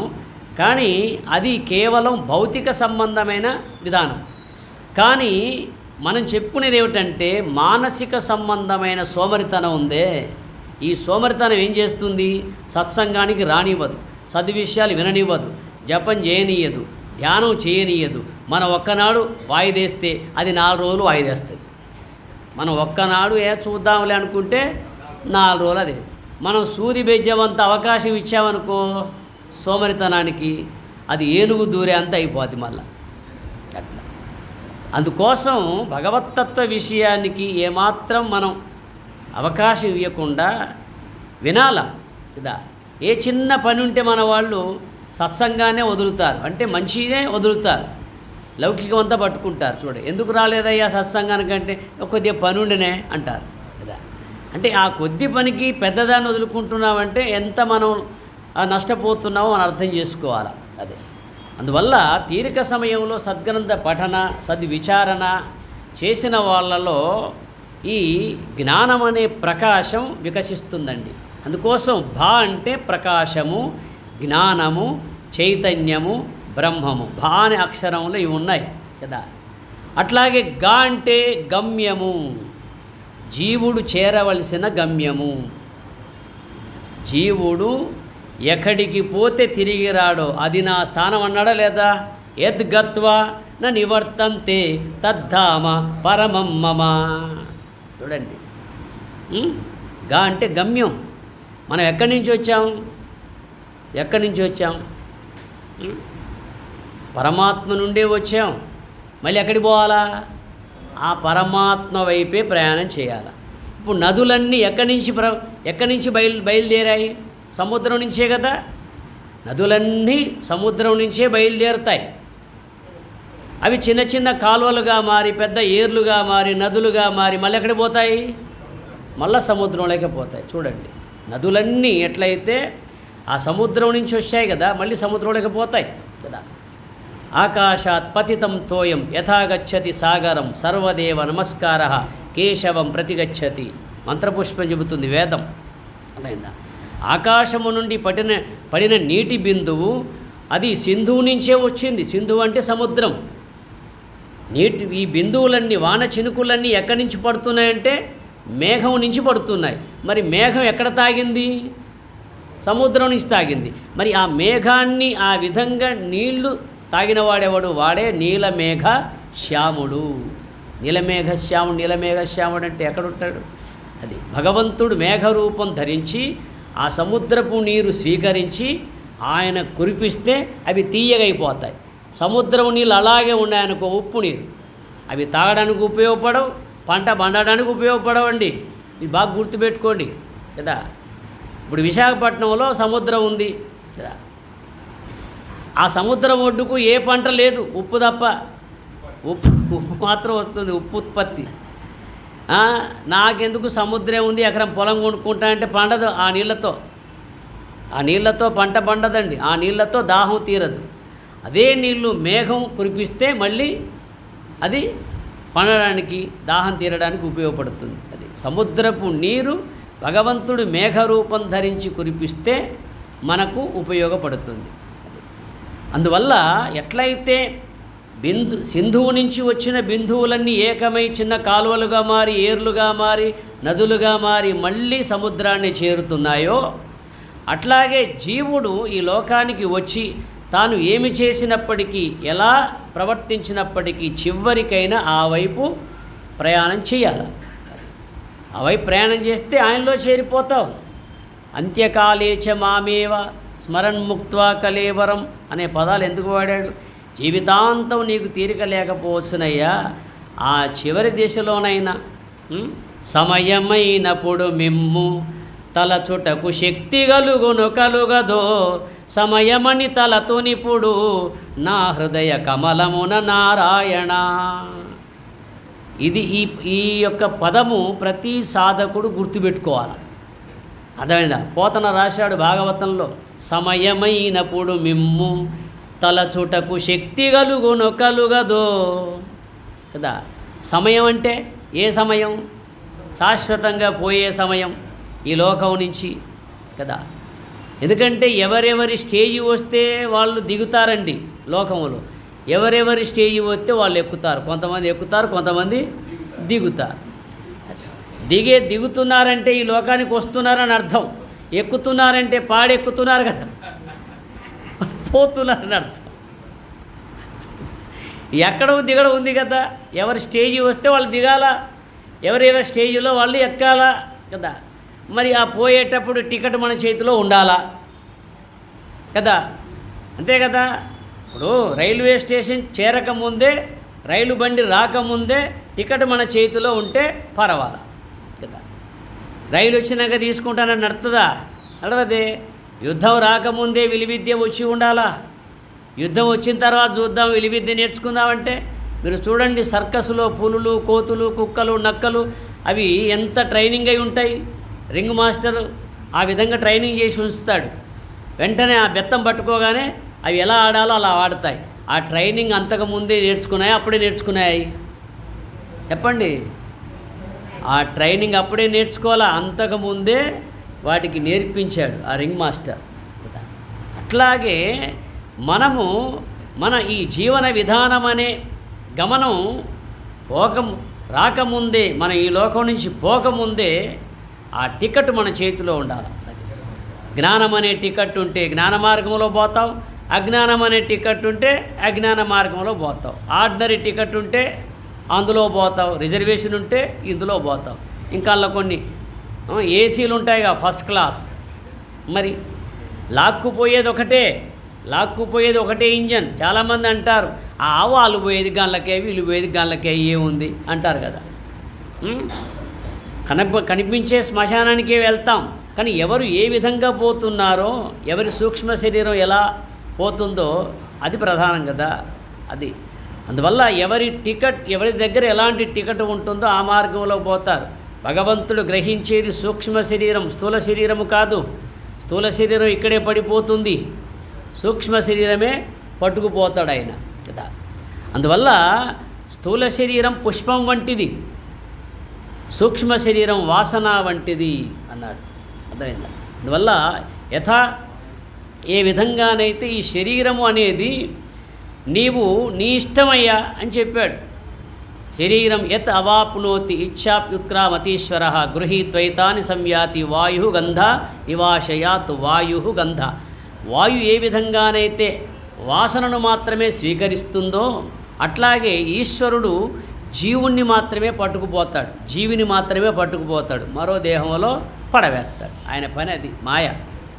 అర్థమైంది? అందుకే స్థూల శరీరం పుష్పం వంటిది, సూక్ష్మ శరీరం వాసన వంటిది. పుష్పం ఇక్కడే ఉంటుంది, వాసన మాత్రం పట్టుకుపోతుంది వాయువు. ఈశ్వరుడు వాయువు వంటి వాడు కదా. మనము ఒక పూల బుట్ట, కొన్ని పూలు పక్కన పెట్టామనుకో, దాని మీదుగా వచ్చే గాలి ఏం తీసుకొస్తుంది? మన ముక్కు దగ్గరికి ఆ పూలల్లో ఉన్న వాసన తీసుకొస్తుంది. లేదా ఒక మురికి గుంత ఉందనుకోండి, దాని మీదుగా వచ్చే గాలి ఏం తీసుకొస్తుంది? మన దగ్గరికి దుర్గంధము తీసుకొస్తుంది. అట్లాగే సూక్ష్మ శరీరము వాసనామయంగా అనగా సువాసనామయంగా ఉంటే బుద్ధిమంతుడు, దుర్వాసనామయంగా ఉంటే వాడు బుద్ధిమంతుడు కాదు. అందుకోసం ఈ వాసన గురించి మీకు విషయం చెప్పాలా, అప్పుడు మంచిగా అర్థమవుతుంది. లేకపోతే అర్థం కాదండి. ఓ పట్టణంలో ఓ బెస్తవాడు ఉండేవాడు. బెస్తవాడు వాళ్ళ వృత్తి ఏమిటి? చేపలు పట్టడం, ఏ ఊరుకో ఆ ఊరికి ఈ ఊరికి పోయి అమ్మడం రావడం. ఆ విధంగా వాడి దినచర్య, ఆ బెస్తవాడిది దినచర్య ఏమిటంటే ప్రతిరోజు వాడు చేపలు పట్టుకోవడం, బుట్ట నిండా పెట్టుకోవడం, పక్క ఒక పట్టణం లాంటి అక్కడికి వెళ్ళడం, రావడం, పోవడం వాడిది దినచర్య. అలా చేస్తున్న సమయంలో ఒకసారి ఏమైంది, అదే పట్టణంలో బాగా రాత్రి అయిపోయింది, ఇల్లు చేరనటువంటి రాత్రి అయిపోయింది. అప్పుడు ఏం చేయాలి వాడు? అదే పట్టణంలో ఒక దేవాలయం చూసి ఆ దేవాలయం అరుగు మీద పడుకున్నాడు. వాడు పొద్దున పోదాంలే అని ఆ అరుగు మీద పడుకున్నాడు. అరుగు మీద పడుకుంటే వాడికి ఇప్పుడు దేవాలయం చుట్టుపక్కల ఏ షాపులు ఉంటాయండి? కొబ్బరికాయలు, అగరబత్తులు, హారతి కర్పూర, సుగంధ ద్రవ్యాల షాపులు ఉంటాయి, దుర్గంధ ద్రవ్యాలు ఉంటాయి కదా, పూలు అమ్మేవి, టెంకాయలు అమ్మే షాపులు ఉంటాయి కదా. వాడికి ఈ పవిత్రమైన వాసన పట్టక నిద్ర పడతలే వాడికి. అది వాడికి నిద్ర పట్టడం లేదు, పాడై నిద్ర పట్టక వాడు సతమతం అవుతున్నాడు. ఏం చేయాలా, పోనీ మరో చోటుకు వెళ్ళి పడుకుందామా అంటే ఇంత సవలత్తు ఉందదేమో అనుకొని అట్లాగే కొద్దిసేపు పడుకొని వానికి ఒక ఆలోచన తట్టింది. ఏమిటి ఆలోచన అంటే, వాడి చేపల బుట్టలో బట్ట ఉంటుందిగా, బట్ట, ఆ చేపల మీద కప్పేసే బట్ట ఉంటుంది, ఆ బట్ట తీశాడు, గట్టిగా పిండాడు, దులిపాడు, ముఖం మీద వేసుకున్నాడు, హాయిగా నిద్రపోయాడు. ఎందుకు అలా జరిగింది చెప్పండి? వాడు పుట్టింది అందులోనే, వాడు పెరిగింది అందులోనే, వాడు పట్టేవి, వాడు తినేవి, వాడు మొత్తం ఆ దుర్వాసనలోనే వాడు పెరిగాడు. వానికి ఆ వాసన ఇంపుగా ఉంది, ఈ మంచి వాసన కంపుగా ఉంది. వాడు నిద్ర పట్ల. వాసన అంటే సంస్కారం అండి, వాసన అంటే సంస్కారం. ఇక్కడికి రాని వాళ్ళంతా ఆ వాసనలోనే ఉన్నారని అర్థం. ఇక్కడికి వచ్చి వినని వాళ్ళంతా వాళ్లకు లోకవాసనలు కదా. ఈ లోకవాసన, దేహవాసన, శాస్త్రవాసన ఇవి కొన్ని ఉంటాయి. వీటినే వాసనత్రయములు అంటారు. దేహవాసన అంటే దేహాన్ని చూసుకొని మురవడం కదా. అద్దం ముందు నిలుచుంటాడు, దీనికి ఏదో పూస్తాడు, ఏదో రాస్తాడు, అనుకొని ఉంటాడు. ఇది దేహవాసన అంటారు. ఇక లోకవాసన అంటే లోకంలో నా పేరు చెప్పిన తర్వాతనే ఎవడి పేరని చెప్పాలా అన్న భావన కలిగి ఉంటారు కొంతమంది.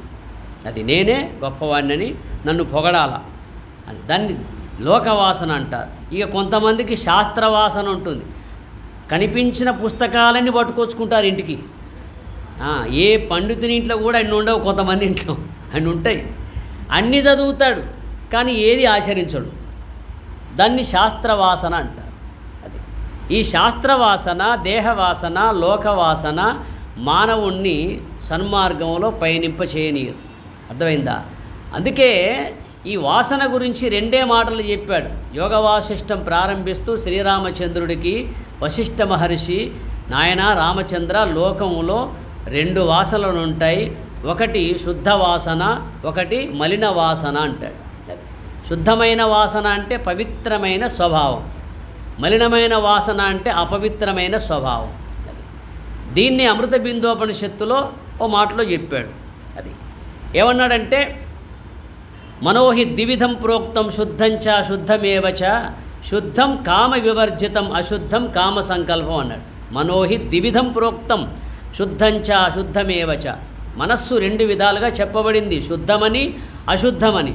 శుద్ధము అంటే కామ వివర్జితం, కోరికలన్నీ తీసివేయగలిగిన మనస్సు శుద్ధము. అశుద్ధం కామ సంకల్పం. అది ఈ కోరికలన్నీ సమకూర్చుకొని మనస్సులో పెట్టుకుంటే అది అశుద్ధం అవుతుంది, కోరికలన్నీ తీసివేయగలిగితే అది శుద్ధం అవుతుంది అన్నాడు. అందుకోసం శుద్ధమైన మనస్సు అది బుద్ధి అనిపించుకుంటుంది.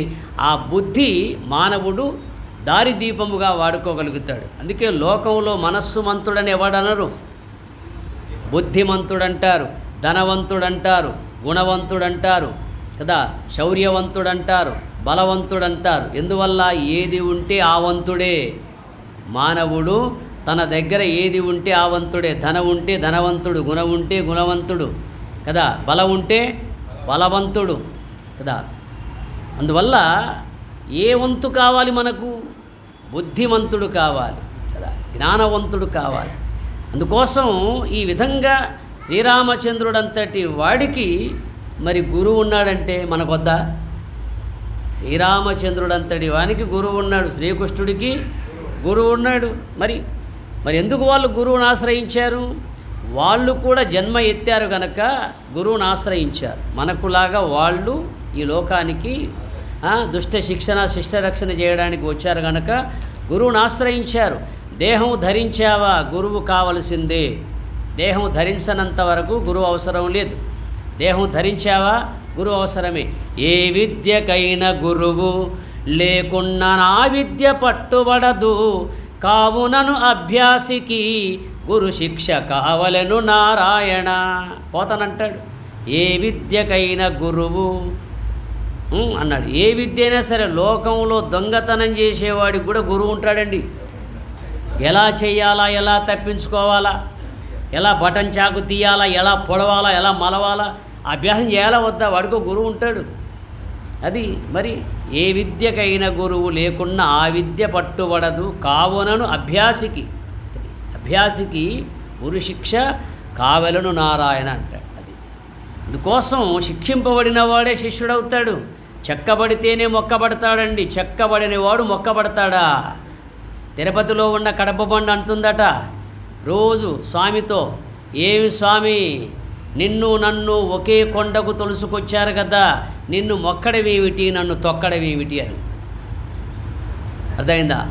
దేవుని గుళ్ళో ఉన్న కడప బండ అంటుంది దేవుడితో, అయ్యా నిన్ను నన్ను ఒకేసారి ఒకే కొండకు తొలుసుకొచ్చారు కదా, మరి నిన్ను మొక్కడమేమిటి నన్ను తొక్కడమేమిటి అంటే స్వామి చెప్పాడు ఏమని, ఓ పిచ్చి మొహమా నువ్వు కొన్ని దెబ్బలే తిన్నావు, నేను ఎన్ని దెబ్బలు తిన్నాను?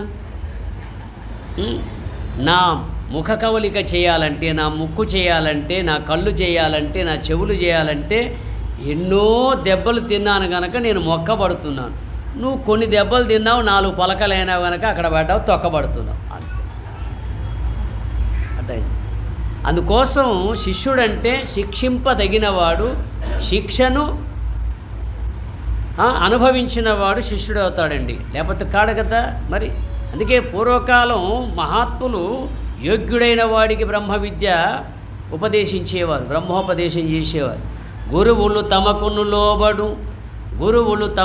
లోబడు తెరువులు చెప్పరు, విష్ణు దివ్య పదవికిన్ బోయుడు తెరువును చెప్పరు, చీకటి బరువులు పెట్టంగా నేల బాలకులారా అని ప్రహ్లాదుడు అంటారు.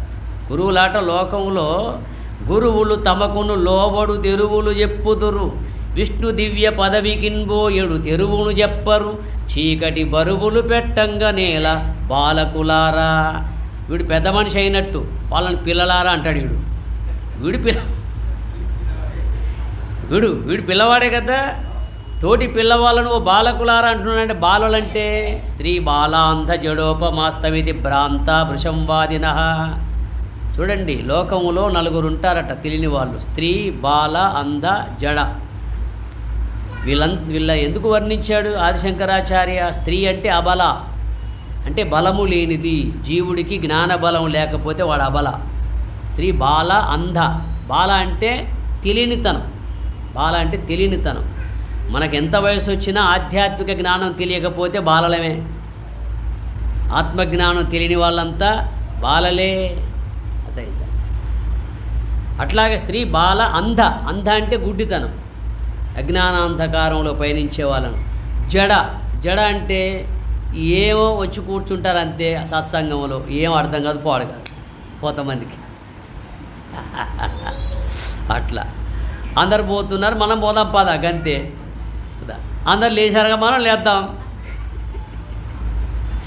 అది కొంతమంది అలా ఉంటారు. అంటే ఈ జడత్వం కానీ, అంధత్వం కానీ, బాలత్వం కానీ, స్త్రీయత్వం కానీ ఎందుకు చెప్పారంటే జ్ఞానము లేని వాళ్ళను ఈ విధంగా పోలుస్తూ ఉంటారు. ఆధ్యాత్మిక జ్ఞానం లేని వాళ్ళు అలా దీంతో సమానం దాంతో సమానం అని. అందువల్ల అంటే గమ్యం, ఈ జీవుడు పొందవలసిన గమ్యం ఏమిటి అని విచారిస్తే కైవల్యమే కదా. గమ్యము, స్థానము, కైవల్యము, ధామము. అది ఎక్కడికి పోయిన తర్వాత తిరిగి రావలసిన పని లేదో అది నా ధామం అన్నాడు పరమాత్మ. అన్నాడు కదా, యద్గత్వా నా నివర్తంతే తద్ధామ పరమ మమ. నా యొక్క ధామం ఏదంటే ఎక్కడికి పోయిన తర్వాత, అంటే ఈ జీవుడు ఎక్కడికి పోయిన తర్వాత మళ్ళీ తిరిగి రాడో, అంటే మళ్ళీ తల్లి గర్భంలో పడడో, మళ్ళీ ఈ లోకానికి తిరిగి రాడో అది నా స్థానము అని చెప్పాడు. అంటే గమ్యం. అంటే భాగవతంలో అంటే ఏమిటో చెప్పాడు, అంటే ఏమిటో చెప్పాడు. మూడవది వా అంటే వైరాగ్యం. అది వైరాగ్యం అంటే నా రాగతే ఇది వైరాగ్య, దేని యందు రాగం లేకపోవడం వైరాగ్యం. అది కొంతమంది ఈ రాగం అనేది అనేక విధాలుగా ఉంటుంది. కొంతమందికి భార్యా పిల్లల మీద, డబ్బు మీద, దాని మీద, దీని మీద ఇలాంటి విధానం ఉంటాయి కదా. ఇవన్నీ మన వెంట రావు అని తెలుసుకున్న వాడికి వైరాగ్యం కలుగుతుంది. ఈ లోకంలో ఏదైనా సరే నా వెంట రాదు, నాది కాదు అని దృఢ నిశ్చయం కలిగితే వైరాగ్యం సిద్ధిస్తుంది. దృఢనిశ్చయం కలిగినంత వరకు వైరాగ్యం సిద్ధించదు కదా. అర్జునుడిలాగా ఏడిస్తే మనకు వైరాగ్యం వచ్చినట్టే. అర్జునుడు ఏడ్చిన ఏడుపు ఒకటి ఉంది, ఒక శ్లోకం ఉంది. ఏమిటది? నకాంక్షే విజయం కృష్ణ నచ రాజ్యం సుఖాని చ కిం నో రాజ్యేన గోవింద కిం భోగైర్జీవితేన వా అన్నాడు. చూడండి, కృష్ణ నాకు ఈ రాజ్యం ఎందుకు, ఆ స్వర్గధామం ఎందుకు, నాకు ఏమీ వద్దని ఏడ్చాడు. ఫలానిది కావాలని ఏడవలా. ఇక మీరు ప్రథమ అధ్యాయం మొత్తం వింటే పరమాత్మ ఎక్కడ నోరు తెరిచినట్టు ఉండదు. మొత్తం అర్జునుని ఏడుపే. ఎందువల్ల అంటే ప్రథమ అధ్యాయం మొత్తం పరమాత్మ వింటాడు. ఇప్పుడు మనం కూడా ఒక వైద్యుని దగ్గరికి పోదాం అనుకో, మన రోగం అర్థం కావాలంటే వాడు నోరు మూసుకొని వినాలి. వైద్యుడు మధ్యలో మాట్లాడద్దు. వైద్యుడు మధ్యలో మాట్లాడితే మన రోగం అర్థమవుతుందా? ముందు మనల్ని అడుగుతాడు, ఏమైంది, ఏం కథ, ఎలా ఉందంటే మొత్తం మనం చెప్తాం. వాడు బాగా వినాల. విన్న తర్వాత అప్పుడు చెక్ చేసి ఈ మందులు వాడని రాస్తాడు. అట్లాగే ప్రథమ అధ్యాయంలో అర్జునుడు చెప్తా ఉంటే కృష్ణుడు ఏమీ మాట్లాడాల, నోరు మెదపల. రెండో అధ్యాయం 2వ శ్లోకం నుంచి ఇంకా 11వ శ్లోకం నుంచి అక్కడి నుంచి ఆయన బోధ ప్రారంభిస్తాడు. చూడండి, దీన్ని బట్టి ఏమర్థమైంది మనకు? అర్జునుడి యొక్క రోగం ఏమిటో ఆయనకు అర్థమైంది. వీడెందుకు ఏడుస్తున్నాడు, వీని ఏడుపులో అర్థం ఏమిటి? ఇంకో విషయం, అర్జునుడు ఏడ్చాడు ఇంకోటి, నాకు ఈ హస్తినాపురమే కాదు, ఆ స్వర్గలో ఈ హస్తినాపురం కాక ఇంకా ఎలాంటి స్వర్గసీమ లభించినా నేను వీళ్ళని చంపను అంటాడు. అంటే దాని అర్థం ఏమిటి? అర్థం ఏమిటి చెప్పండి? అంటే స్వర్గానికంటే గొప్పది ఒకటి ఉంది. ఎందుకంటే స్వర్గం పోయినా తిరిగి రావాలి కదా. స్వర్గం పోయినా తిరిగి వచ్చే అవకాశం ఉందా లేదా? క్షీణే పుణ్యే మర్త్యలోకం. అంతే. మనం 1,00,000 రూపాయలు తీసుకొని యాత్ర పోయామనుకో, ఆ 1,00,000 రూపాయలు తిరిగి అన్నీ చూసి అన్నీ ఏవో దర్శించి అయిపోతాయి. అంటే తీసుకుపోయిన పుణ్యం కాస్త అయిపోతుంది. ఆ పుణ్యం అయిపోతుంది, ఎక్కడికి వస్తాం మళ్ళా తిరిగి? క్షీణే పుణ్యే మర్త్యలోకం, బాంబే. మళ్ళీ ఇక్కడ రావాల్సిందే కదా. మన చేతిలో ఉన్న పుణ్యం అయిపోతూనే ఇక్కడ రావాల్సిందే అన్నట్టుగా జీవుడు యజ్ఞయాగాలు చేసి దాన ధర్మాలు చేసి పుణ్యకార్యాలు చేసి ఆ స్వర్గలోక ధామం చేరినా కూడా తిరిగి వచ్చే అవకాశం ఉంది. ఆ బ్రహ్మభువనాల్లోకా పునరావర్తినోర్జున మాం ఉపేత్యతు కౌంతేయ పునర్జన్మ న విద్యతే. ఆ బ్రహ్మభువనాల్లోకా, అర్జున, బ్రహ్మలోక పర్యంతం పోయినా జీవుడికి తిరిగి వచ్చే అవకాశం ఉంది. నన్నాశ్రయించిన వాడు మాత్రం ఈ లోకానికి తిరిగి రాడు అన్నాడు. చూడు, మాం ఉపేత్య కౌంతేయ పునర్జన్మ న విద్యతే అని చెప్పాడు. చూడండి, అంటే అర్జునుని ఏడుపులో ఈ అర్థం ఉంది. నాకు ఈ హస్తినాపురమే కాదు, ఆ స్వర్గసీమ లభించినా కూడా నేను ఈ కౌరవులను ఎవరిని చంపను అంటాడు. అంటే కృష్ణుడికి అర్థమైంది, అరే స్వర్గానికంటే గొప్పది ఒకటి ఉంది, మోక్షం అనేది. ముందే తెలిసిపోయింది ఆయనకు. వైద్యుడికి ఏ విధంగానైతే మన వ్యాధి అర్థమవుతుందో అట్లాగే అర్జునుడి యొక్క ఏడుపు ఎందుకు ఏడుస్తున్నాడో కృష్ణుడికి అర్థమైపోయింది. అప్పుడు ఏది ఇవ్వాలో దాన్ని ఇవ్వడానికి ప్రయత్నించిందే జ్ఞానము అది. అందుకే రామతీర్థ అంటాడు తన భాష్యంలో, లోకంలో మానవులందరికీ ఒకటే వ్యాధి, దానికి ఒకటే మందు అంటాడు. లోకంలో మానవులందరికీ గలది ఒకటే వ్యాధట. ఏమిటి? అజ్ఞానం అనే అవిద్యతో కూడిన వ్యాధి. దానికి జ్ఞానం అనేదే మందు. అది అందుకోసం సూక్ష్మ శరీరానికి మందు జ్ఞానం అండి. సూక్ష్మ శరీరానికి జ్ఞానమే మందు. స్థూల శరీరానికి రోగం వస్తే మనకు బయట మందులు దొరుకుతాయి కదా, కానీ సూక్ష్మ శరీరానికి మందు ఒకటే కదా. అందుకే చూడండి, మీరు రోగాలు వచ్చినవాడు మందుల షాపుకు పోతాడు, రోగం ఉన్నవాడు మందు షాపుకు పోతాడు. అంతే కదా. రోగం ఉన్నవాడు ఏ షాపుకు పోతాడండి? మందు షాపుకు పోతాడు. రోగాలు వచ్చినవాడు మందుల షాపుకు పోతాడు. దీనికి బహువచనం, దానికి ఏకవచనం. చూడండి, అంటే దీనికి అవయవాలు ఉన్నాయి. ఎన్ని అవయవాలు ఉన్నాయో అన్ని హాస్పిటల్ ఉన్నాయో లేవా? అందుకే అవయవాల కల దేహానికి రోగాలు వస్తాయి, అందుకే మందులు. అది వీడికి అజ్ఞానం అనే రోగం ఉంది, రోజు పోతాడు మందు షాప్. అందుకోసం మానవుడికి ఏ రోగం ఉందయ్యా అంటే అజ్ఞానం అనే రోగం ఉంది, అవిద్య అనబడే రోగం ఉంది, తెలియనితనం అనే రోగం ఉంది. ఈ రోగమునకు ఒకటే మందు, జ్ఞానమే దానికి మందు.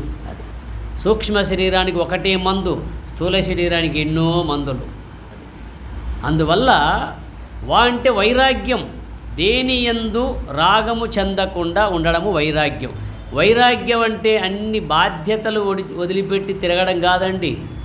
వైరాగ్యం అంటే బాధ్యతలన్నీ వదిలిపెట్టి తిరగడం కాదు. అది సన్యాసం అంటే ఏమనుకుంటున్నారు? సన్యాసం అంటే సమాజంలో ఉంటూనే సమస్యలకు తగులుకోకుండా ఉంటే దాన్ని సన్యాసం అంటారు. ఎట్లా అంటే మీకు విషయం చెప్తాను. ఇప్పుడు పండు చింతకాయను చూడండి, పచ్చి చింతకాయను చూడండి. పండు చింతకాయకు పచ్చి చింతకాయకు ఎలాంటి తేడా ఉంటుంది చెప్పండి? పండు చింతకాయ అలా కొట్టగానే పొట్టు ఊడుతుంది, పీసు సులభంగా ఊడుతుంది, లోన గింజ కూడా గలగల అని ఆ గుజ్జుకు అంటుకోకుండా ఉంటుంది. అదే పచ్చి చింతకాయ పొట్టు సులభంగా రాదు కదా, పీసు సులభంగా రాదు, లోన ఉన్న గింజ గుజ్జుకు అంటుకొని ఉంటుంది. అన్నిటికీ అంటుకొని ఉండేది పచ్చి చింతకాయ, దేనికి అంటుకోకుండా ఉండేది విడివిడిగా ఉండేది పండు చింతకాయ. చూడండి, ఈ పండు చింతకాయ లాంటి వాళ్ళు సన్యాసం, పచ్చి చింతకాయ లాంటిది సంసారం. అన్నిటికి తగులుకొని ఉంటే సంసారం అన్నాడు. అన్ని విషయాలకు, అన్ని భోగభాగ్యాలకు తగులుకొని ఉంటే దాన్ని సంసారం అన్నారు. అన్నిటిని వదిలిపెట్టి ఆ భగవన్ మార్గంలో పయనిస్తే దాన్నే సంన్యాసం అంటారు. సం అంటే లెస్సగా, న్యాసం అంటే విడుచుట. అది సమ్యక్ నాసః ఇది సన్యాస, అన్ని లెస్సగా విడుచుట. ఇంకా సన్యాసం అంటే ఆ భగవద్ధ్యానములో ఉన్నప్పుడు, ఆ దైవధ్యానములో ఉన్నప్పుడు ఏ విషయానికి తగులుకోకుండా ఉంటే దాన్నే సంన్యాసము. ఏ న్యాసము? సంన్యాసము. అది సన్యాసం అంటే కేవలం వస్త్రధారణ మాత్రమే కాదు. సన్యాసం అంటే సూక్ష్మ శరీరానికి చెప్పారు, స్థూల శరీరానికి చెప్పలా. అర్థమైందా? స్థూల శరీరానికి ఏమీ చెప్పాల, మన శాస్త్రాలు ఏమీ చెప్పాల. మన శాస్త్రాలన్నీ సూక్ష్మ శరీరానికే చెప్పబడ్డాయి. మానవుని యొక్క సూక్ష్మ శరీరానికే మన శాస్త్రాలన్నీ బోధింపబడ్డాయి, స్థూల శరీరానికి చెప్పలా ఎక్కడ. అది అందుకోసం సూక్ష్మంగా జ్ఞానవంతంగా ఉంటే వాడు సంన్యాసి, అన్నీ వదిలిపెట్టి ఉన్నాడు. అది అందుకోసం అన్నీ వదిలిపెట్టడం అంటే ఏదో బాధ్యతలు వదిలిపెట్టి తిరగడం కాదు, దాన్ని సన్యాసం అంటారు. సన్యాసానికి సన్యాసానికి ఆ పదంలో అర్థం లేదా? అందుకే మన వాళ్ళు చూడండి, ఎంత కోపం వచ్చినా ఒరే సన్యాసాన్ని తిడతారు, ఒరే సన్యాసం తిడతారా? ఒరే సన్యాసి అంటారు. సన్యాసి అంటే ఒరి బాధ్యతరహితుడా అని అర్థం, బాధ్యతరహితంగా వ్యవహరించేవాడని అర్థం సన్యాసి అంటారు. చూడండి, నాకు నా వస్తిస్తే సన్యాసి, నాకు యావత్తిస్తే సన్యాసి. అందువల్ల విడవడం అంటే ఏదో మనకు నచ్చంది, మనకు పట్టంది విడవడం కాదండి. ఒకరిద్దరు మిత్రులట పూర్వం ఏ యాత్ర పోయినారు, అది అందులో కాశీ యాత్ర కూడా చేశారు వాడు, ఇద్దరు మిత్రులు. అందులో ఒకనికి ఒక అలవాటు ఉండేది, మునక్కాయ అంటే వాడు పడిసస్తాడు. మునక్కాయ చారు, మునక్కాయ పులుసు, మునక్కాయ పప్పు, మునక్కాయలే తింటాడు. అయితే ఈ స్నేహితుడు ఎప్పుడు పోయినా భార్య చేత మునక్కాయలో వండిస్తాడు వీడు. ఇక వీడు అనుకున్నాడు ఒకసారి, ఎట్లాగ యాత్రకు పోతున్నాం, వీడిని చేత మునక్కాయ వదిలిపెట్టిద్దాం. ఆడ కాశీలో స్నానం చేసిన తర్వాత గంగలో వదిలిపెడితే వాడు జీవితంలో ముట్టడని అని స్నేహితుడు ఏం చేశాడు, మునక్కాయ పని బట్టి కొనుక్కొని వాని చేత వదిలిచ్చాడు. వానికి చెప్పాలా రహస్యం, వదలరా అన్నాడు. ఎందుకు రా? నువ్వు వదలరా, నేను చెప్తానన్నాడు. నువ్వు వదులు, ఈ రోజు నుంచి ఈ మునక్కాయ బెడద పోద్ది అని అనుకొని వాడి చేత మునక్కాయ వదిలించాడు. అదే వైరాగ్యం అంటే చెబుతున్నా మీకు. ఎందుకంటే కొంతమంది వైరాగ్యం అంటే వాళ్ళకు పట్టని, వాళ్ళకి గిట్టని. ఒకడాట ఏదో కొంచెం పుణ్యం వచ్చినా చాలనుకొని కుంకుడుగా వదిలాడట. ఒకడు పెద్ద పుణ్యం రావాలని పనసకాయ వదిలాడట. ఈ పనసకాయ వదిలేనికి షుగరు అని పడదు కదా, అది అందుకోసం వదిలాడు వాడు. వీడు పిసనారి కుంకుడుగా వదిలాడు. ఇట్లా పిసనారులు ఉంటారు, గొప్పవాళ్ళు ఉంటారు. కానీ వదలవలసింది వదలాలని శాస్త్రం చెబుతుంది, కానీ వదలరాని వదులుతారు. అయితే ఈ స్నేహితుడు వాడి చేత మునక్కాయ వదిలించాడు. ఇక యాత్ర ముగించుకున్నారు, ఇంటికి వచ్చేసారు. వీళ్ళిద్దరు కలిసి మరో చోటుకు విందుకు వెళ్ళారు. ఎక్కడో ఫంక్షన్ జరుగుతూ ఉంటే విందుకు పోయారు. విందుకు పోతే వీడు ఈ మునక్కాయ వదిలిపెట్టాడు కదా, వాడు ఈ మునక్కాయలు చారు, మునక్కాయ పులుసు అవి కోరి వేయమంటున్నాడు. కోరి వేయించుకున్నాడు, పల్లెంలో వేయించుకుంటున్నాడు. వీడు అంటున్నాడు, ఒరే నువ్వు మునక్కాయ వదిలిపెట్టావు, గంగలో స్నానం చేస్తున్నప్పుడు నువ్వు తినకూడదరా, పాపంరా, అది మంచిది కాదరా, భగవంతుడు నిన్ను క్షమించారని వీడు నీతులు చెప్తున్నాడు. ఏ ఊకోరా నీకేం తెలుసు అంటున్నాడు. వీడు వడ్డించుకుంటున్నాడు. వాడికి చివరికి వాడిని బెడద ఏగలేక ఒక మాట చెప్పాడు, ఒరే నువ్వు వదిలిపెట్టించావు, నేను వదిలాను. నేను వదిలిపెట్టింది ఉడకబెట్టంది, ఇది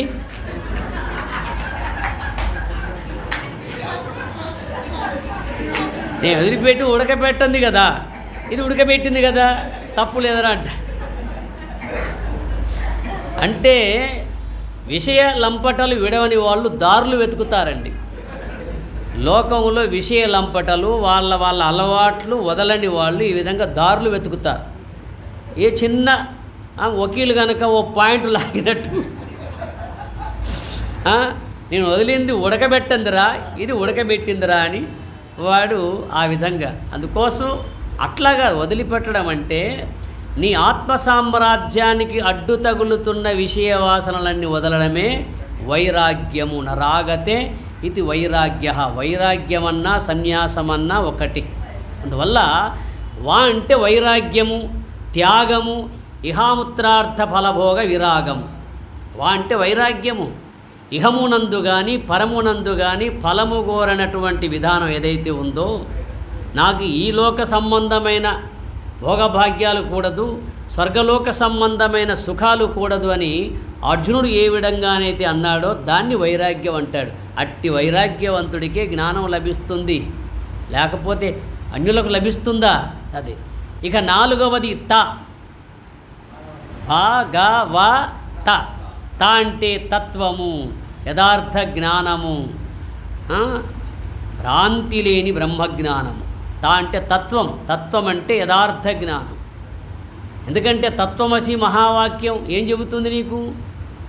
తత్వమసి మహావాక్యం ఏం చెబుతుంది? తత్ అంటే అది, త్వం అంటే నీవు, అసి అంటే అయి ఉన్నావు.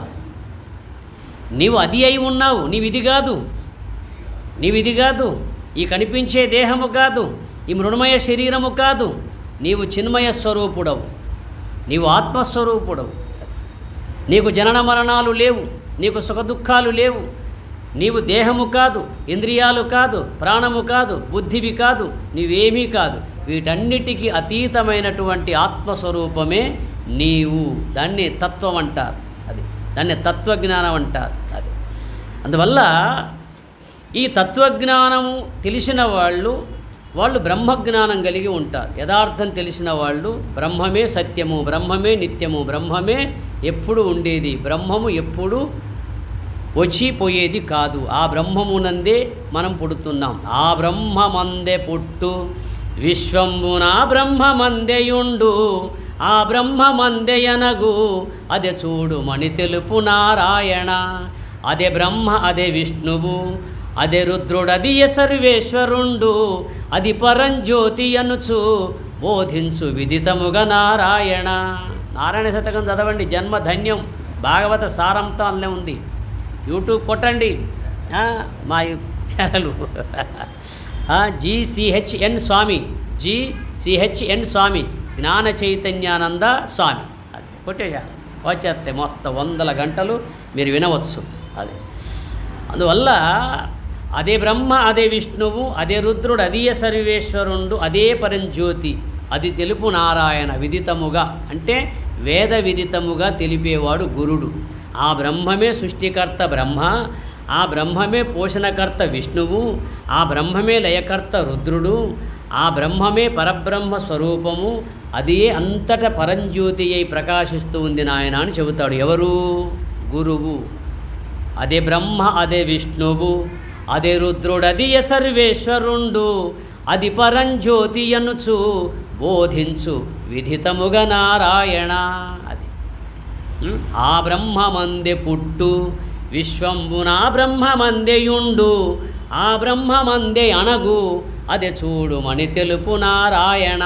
ఆ బ్రహ్మమునందే విశ్వమంతా పుడుతుంది, ఆ బ్రహ్మమునందే విశ్వమంతా ఉంటుంది, ఆ బ్రహ్మమునందే అంతరించిపోతుంది, ఆ బ్రహ్మమే అన్నిటికీ ఆధారమై ఉన్నది.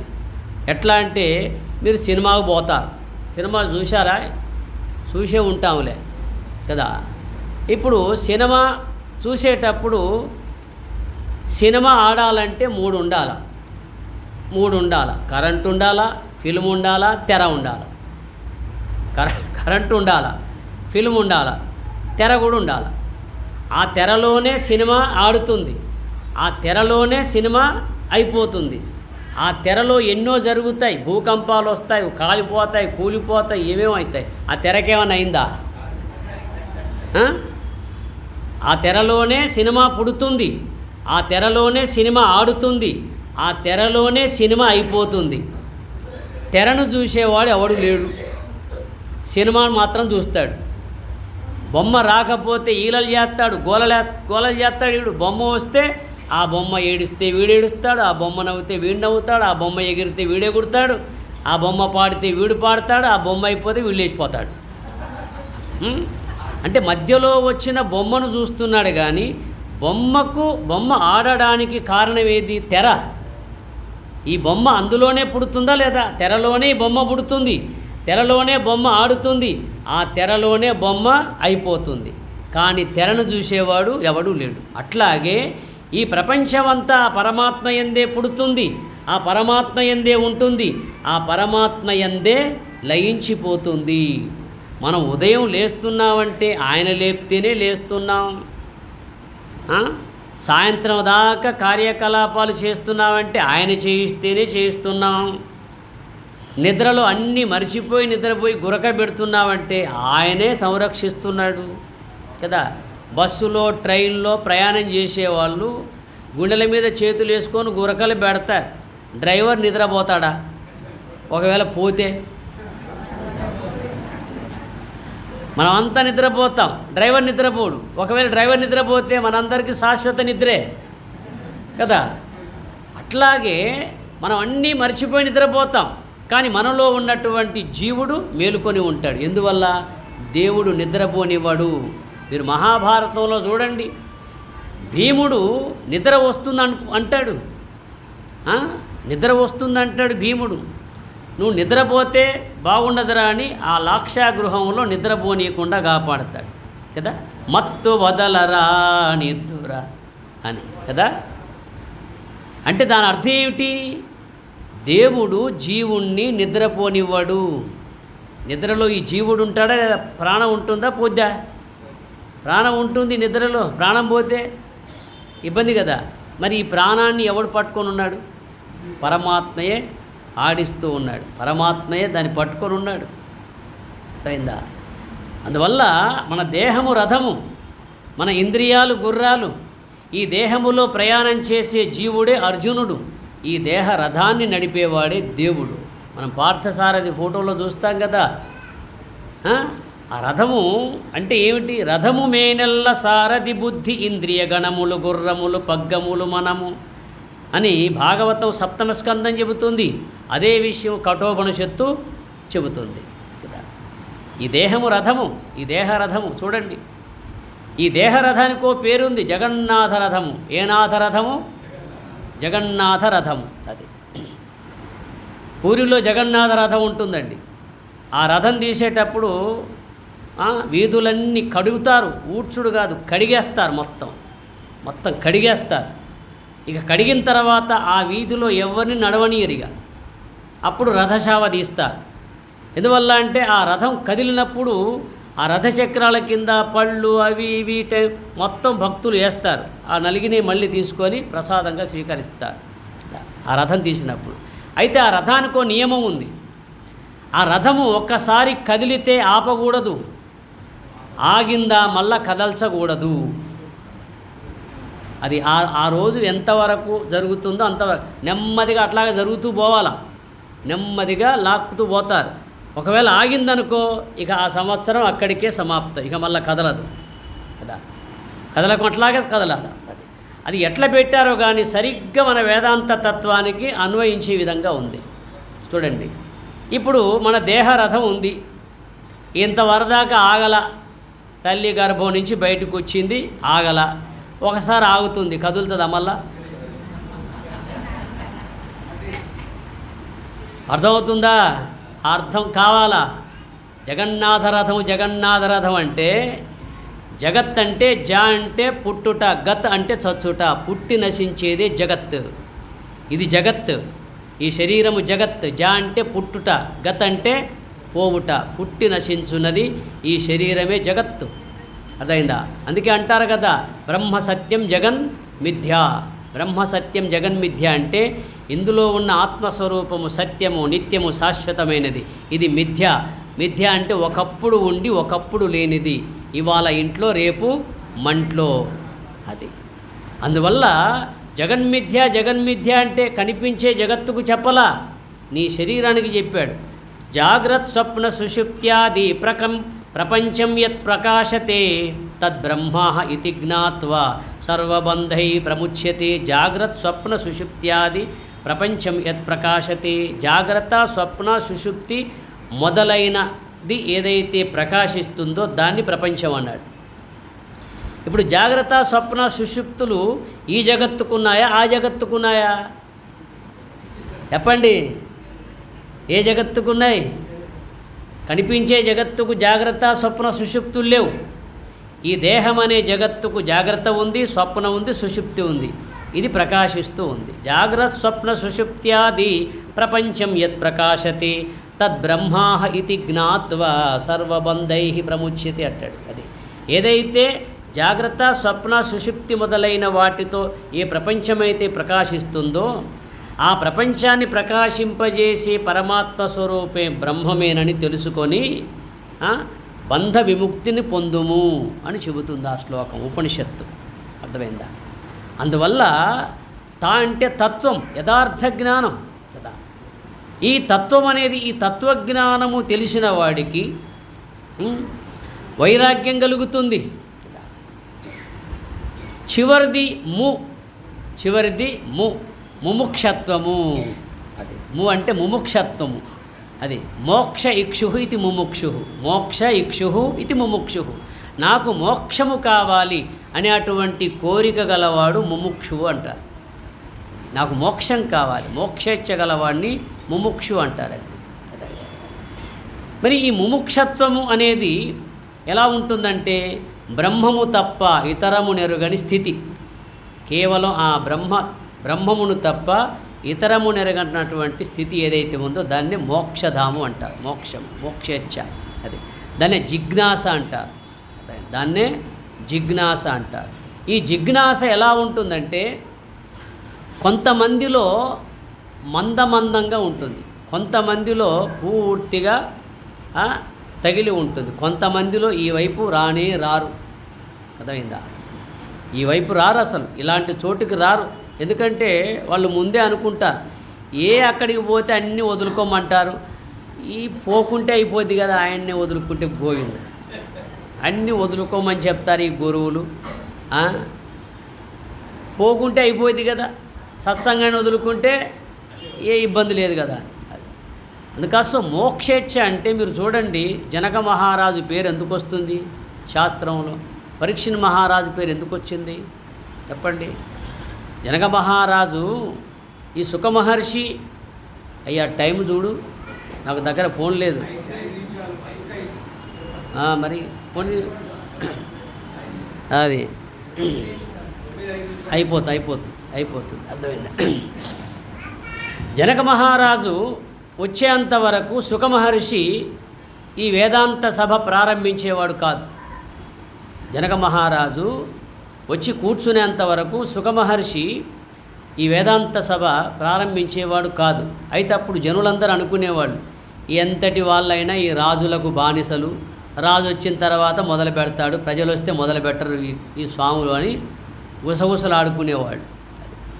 సరే, వాళ్లకు కనువిప్పు కలిగేట్టుగా ఓసారి ఆ నగరంలో ప్రమాదం జరిగింది, ఓ అగ్ని ప్రమాదం జరిగింది. ఒకసారి సభ జరుగుతూ ఉంది, మధ్యలో ఎవరో వచ్చి జనక మహారాజా మీ నగరం అంతా కాలిపోతుంది, ప్రజలందరూ ఆగమైపోతున్నారు, రాండి లేండి అంటే ఆయన లేవల. ఆయన మాత్రం అక్కడే కూర్చున్నాడు. ప్రజలందరూ లేచి ఉరికారు. మా ఇళ్ళు తగులపడుతున్నాయో మాకేమైపోతుందని ప్రజలందరూ లేచి ఉరికారు, కానీ జనక మహారాజు మాత్రం అక్కడే కూర్చున్నాడు.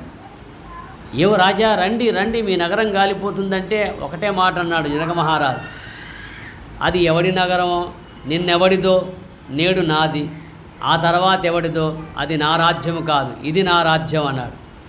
అర్థమైందా? ఈ గురువులు చెప్పే సామ్రాజ్యం ఏదో ఉందే, ఆత్మరాజ్యం ఉందే, ఇది నా రాజ్యము కానీ అది నా రాజ్యము కాదన్నాడు. చూడండి, ఎందుకంటే మొన్నెవడిదో ఇవాళ నాది, తర్వాత ఎవడిదో కాదు కదా. అంతటి జిజ్ఞాసపరుడు కనుక ఆయన వచ్చిన తర్వాత ఆయన సభ ప్రారంభించేవాడు. అప్పుడు అర్థమైంది ప్రజలకు, అంతటి జిజ్ఞాసపరుడు కనుక అతడు వచ్చి కూర్చున్న తర్వాతనే సభ ప్రారంభించేవాడు. అందుకే జిజ్ఞాస ఎలా ఉండాలంటే, ఇది మాత్రమే మనతో వస్తుంది, ఇంతకు మించి మరొకటి లేదు, ఈ జ్ఞానమే మనతో వస్తుంది, ఈ మహాత్ములు చెప్పే మార్గమే శాశ్వతమైంది అన్నటువంటి దృఢనిశ్చయం ఉంది. దాన్ని జిజ్ఞాస అంటారు, దాన్నే ముముక్షత్వం అంటారు. ఆ ముముక్షత్వం ఎలా ఉంటుందంటే, దీన్ని తప్ప మరి ఏ మార్గంలో పయనించనివాడు. మీరు భగవద్గీతలో ఒక శ్లోకం చూడండి, వ్యవసాయాత్మిక బుద్ధి ఏకేహ కురునందన బహుశాఖా హ్యనంతాశ్చ బుద్ధయో అవ్యవసాయినాం. అది ఒకరికి బుద్ధి ఒకే మార్గంలో ఉంటుంది, కొందరికి అన్య మార్గంలో ఉంటుంది, అన్ని వైపులా పోతారు కదా. బహుశాఖా హ్యనంతాశ్చ బుద్ధయో అవ్యవసాయినాం. వ్యవసాయము అవ్యవసాయము రెండు పదాలు వాడాడు. వ్యవసాయం అంటే ప్రయత్నించేవాడు. అది ఇప్పుడు మీరు ప్రయత్నంతో వింటున్నారు, ప్రయత్నంతో నేను చెబుతున్నాను, ఏది చెబితే సరి అయిన అర్థమో అని ఆ విధంగా నేను చెప్తున్నాను, మీరు దాన్నే ఆలకిస్తూ ఉన్నారు. ఇంకా ప్రయత్నం అంటే మనము ఆ అంతర్ముఖ వృత్తి సంపాదించుకొని ధ్యాన మార్గాన్ని అవలంబించి ఆ బ్రహ్మము వైపు ప్రయాణం చేయడమే ప్రయత్నం. ప్రయత్నాత్ యతమానస్తు. ఆ ప్రయత్నం, దాన్ని పురుష ప్రయత్నం అంటారు. ఏ ప్రయత్నం? పురుష ప్రయత్నం అంటారు. ఆ ప్రయత్నం ఏం చేస్తుందంటే మనకు ఫలితాన్ని పొందింపజేస్తుంది. ఆ ప్రయత్నం చేయక ఎవ్వడు ఆ పరమపద సోపానాన్ని అందలేరండి. అందువల్ల పరీక్షిత్ మహారాజుకు ఎంత జిజ్ఞాస ఉంటే ఈ మార్గంలో పయనించాడు, జనక మహారాజుకు ఎంత జిజ్ఞాస ఉంటే ఈ మార్గంలో పయనించాడు. ఆయనకు రాజ్యము లేదా, సేవకులు లేరా, తరతరాలు అనుభవించిన తరగని ధనకనక వస్తువాహనాదులు ఉన్నా కూడా వాళ్ళు ఈ మార్గంలో పయనించారంటే ఇంతకు మించింది మరొకటి లేదు అని వాళ్ళకు నిశ్చయం అయిపోయింది. ఇందులో మనం బాగా గమనించినట్లయితే ఇప్పుడు కింది నుంచి పైకి పోవాలి. ఈ పదాలలో కింది నుంచి పైకి చూడాలి. ఇప్పుడు బా అంటే ప్రకాశము, జ్ఞానము, చైతన్యము, బ్రహ్మము. గా అంటే గమ్యము, స్వస్థానము, కైవల్యము, జీవుడు పొందదగిన ధామము. వా అంటే వైరాగ్యము, త్యాగము, ఇహముత్రార్థ ఫలభోగ విరాగము. తా అంటే తత్వము, యథార్థ స్వరూపము, బ్రహ్మజ్ఞానము. ము అంటే ముముక్షత్వం కదా. అంటే ఈ ముముక్షత్వం గలవాడే యథార్థ జ్ఞానం తెలుసుకుంటాడు, తత్వజ్ఞానం తెలుసుకుంటాడు. తత్వజ్ఞానం తెలుసుకున్న వాడికి వైరాగ్యం ఏర్పడుతుంది. వైరాగ్యం ఏర్పడ్డ వాడికే గమ్యం వైపు ప్రయాణిస్తాడు. ఆ గమ్యం చేరిన వాడే బ్రహ్మమై ప్రకాశిస్తాడు. అర్థమైందా? అది ఒకే పద్యం చూడు, ఇంత విచారణ అందులో మనకు తేలింది. భాగవతము తెలిసి పలుకుట చిత్రంబు, సూలికైన తమ్మి చూలికైన విబుధ వరుల వలన విన్నంత కన్నంత తెలియవచ్చినంత తేటపరతు. భాగవతంలో ఈ జ్ఞానం ఉందండి. భాగవతం తెలిసి పలుకుట అంటే భాగవతంలో ఆ బ్రహ్మజ్ఞానము ఉంది, భాగవతంలో పొందదగిన గమ్యస్థానం అనే కైవల్యము ఉంది, భాగవతంలో జీవుడికి కావలసిన వైరాగ్యము ఉంది, భాగవతంలో యథార్థ తత్వము ఉన్నది కదా. భాగవతంలో ముముక్షత్వాన్ని స్ఫురింపజేసే విధానం ఉంది. అందుకోసం భాగవతము ఈ 5 అక్షరాల్లో ఉన్నటువంటి రహస్యమును తెలిసి పలికితే అది బ్రహ్మజ్ఞానం. అంటే భాగవతము తెలిసి పలుకుట చిత్రము అంటే స్పష్టంగా పలికే వాళ్ళ నోట అంతా గొప్పగా తెలియబడుతుంది. శూలికైన తమ్మి శూలికైన, చూలి అంటే శివుడు, తమ్మి చూలి అంటే తమ్మి చూలి అంటే బ్రహ్మ.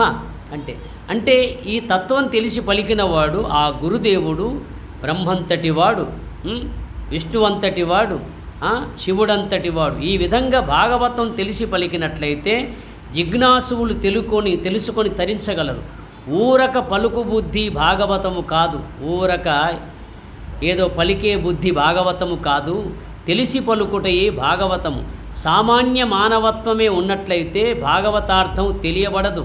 శివుడో బ్రహ్మయో అయిన వానికి బొమ్మ వలె స్పష్టముగా గోచరించును.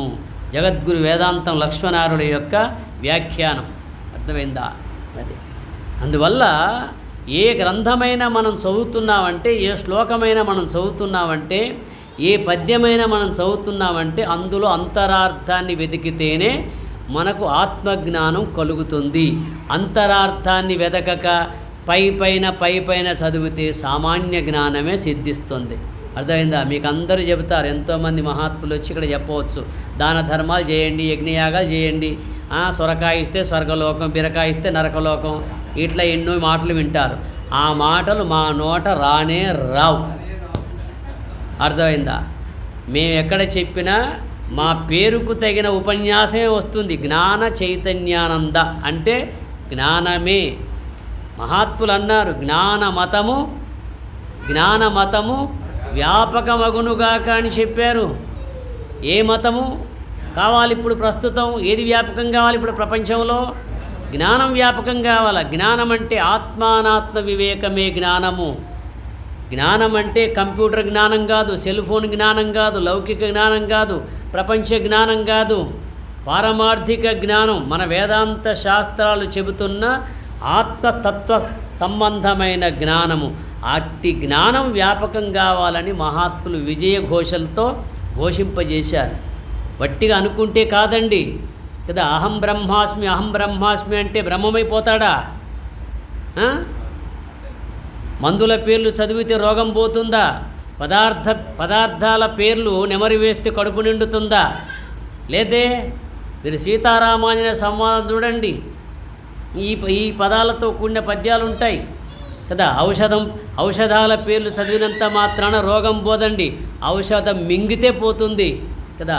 పదార్థాలను మధురంగా వర్ణించినంత మాత్రాన కడుపు నిండదు. ఆ పదార్థములు శ్రమించి వండుకొని తింటే కడుపు నిండుతుంది. అందువల్ల ప్రతి విషయాన్ని అంతరార్థంగా తెలుసుకోగలిగితేనే మనకు సరి అయిన ఆత్మజ్ఞానం కలుగుతుంది.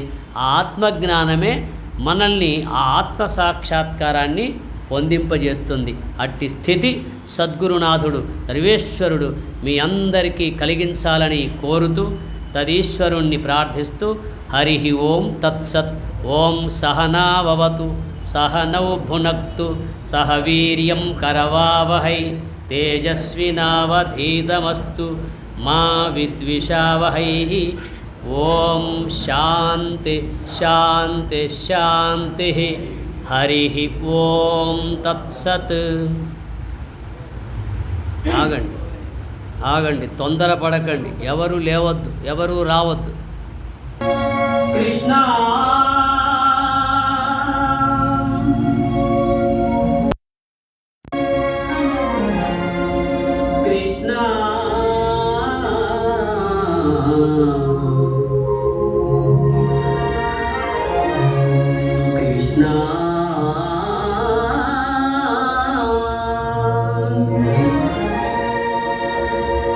దేవా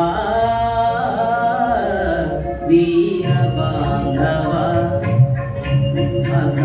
అసహాయురాలర కావర దేవా దీన బాంధవ అసహాయురాలర కావర దేవా.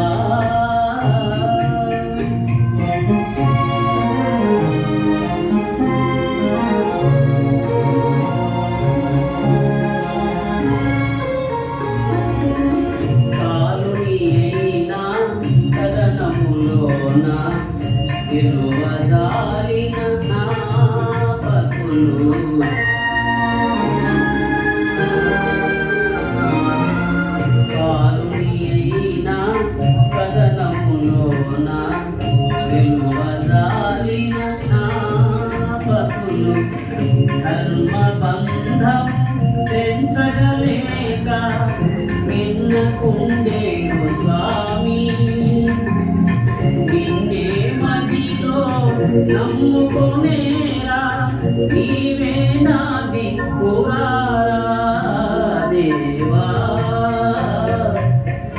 దీన బాంధవ అసహాయురాల కావర దేవా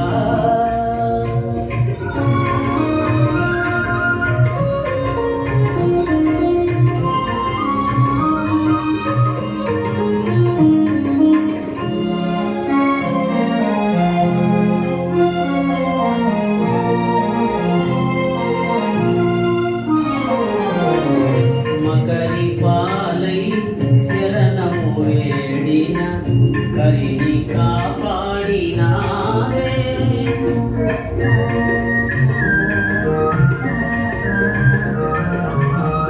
ఒకరి పాలై శరణము వేడిన కరిని కాపాడినావే హిరణ్యకశిపు తామసమణచి ప్రహ్లాదు రక్షించినావే కుమతులు చేసే ఘోరము నాపి కుమతులు చేసే ఘోరము నాపి కులసతి కాపాడలేవా దేవా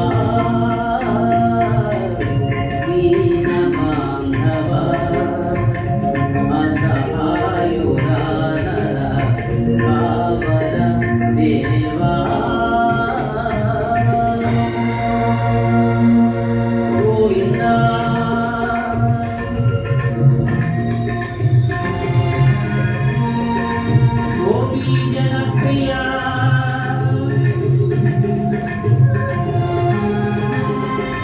శరణాగత రక్షక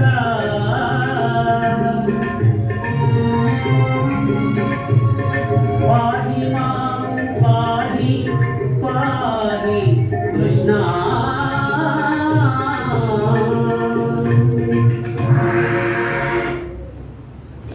ఓం సర్వేత్ర సుఖినః సంతు సర్వే సంతు నిరామయాః सर्वे भद्राणि पश्यन्तु मा कश्चित् दुःखमाप्नुयात् ॐ सर्वस्तरतु दुर्गाणि सर्वभद्राणि पश्यतु सर्वसद्बुद्धिमाप्नोतु सर्वत्र नन्दतु दुर्जन सज्जनो भूयात् सज्जन शान्तिमाप्नुयात् शान्तो मुच्येत बन्धेभ्यो मुक्तश्चान्यान् विमोचयेत् ॐ असतो मा सद्गमय तमसो मा ज्योतिर्गमय मृत्योर्मा अमृतङ्गमय ॐ शान्ति शान्ति शान्तिः हरिः ॐ तत्सत् जय श्री कृष्ण परमात्मा की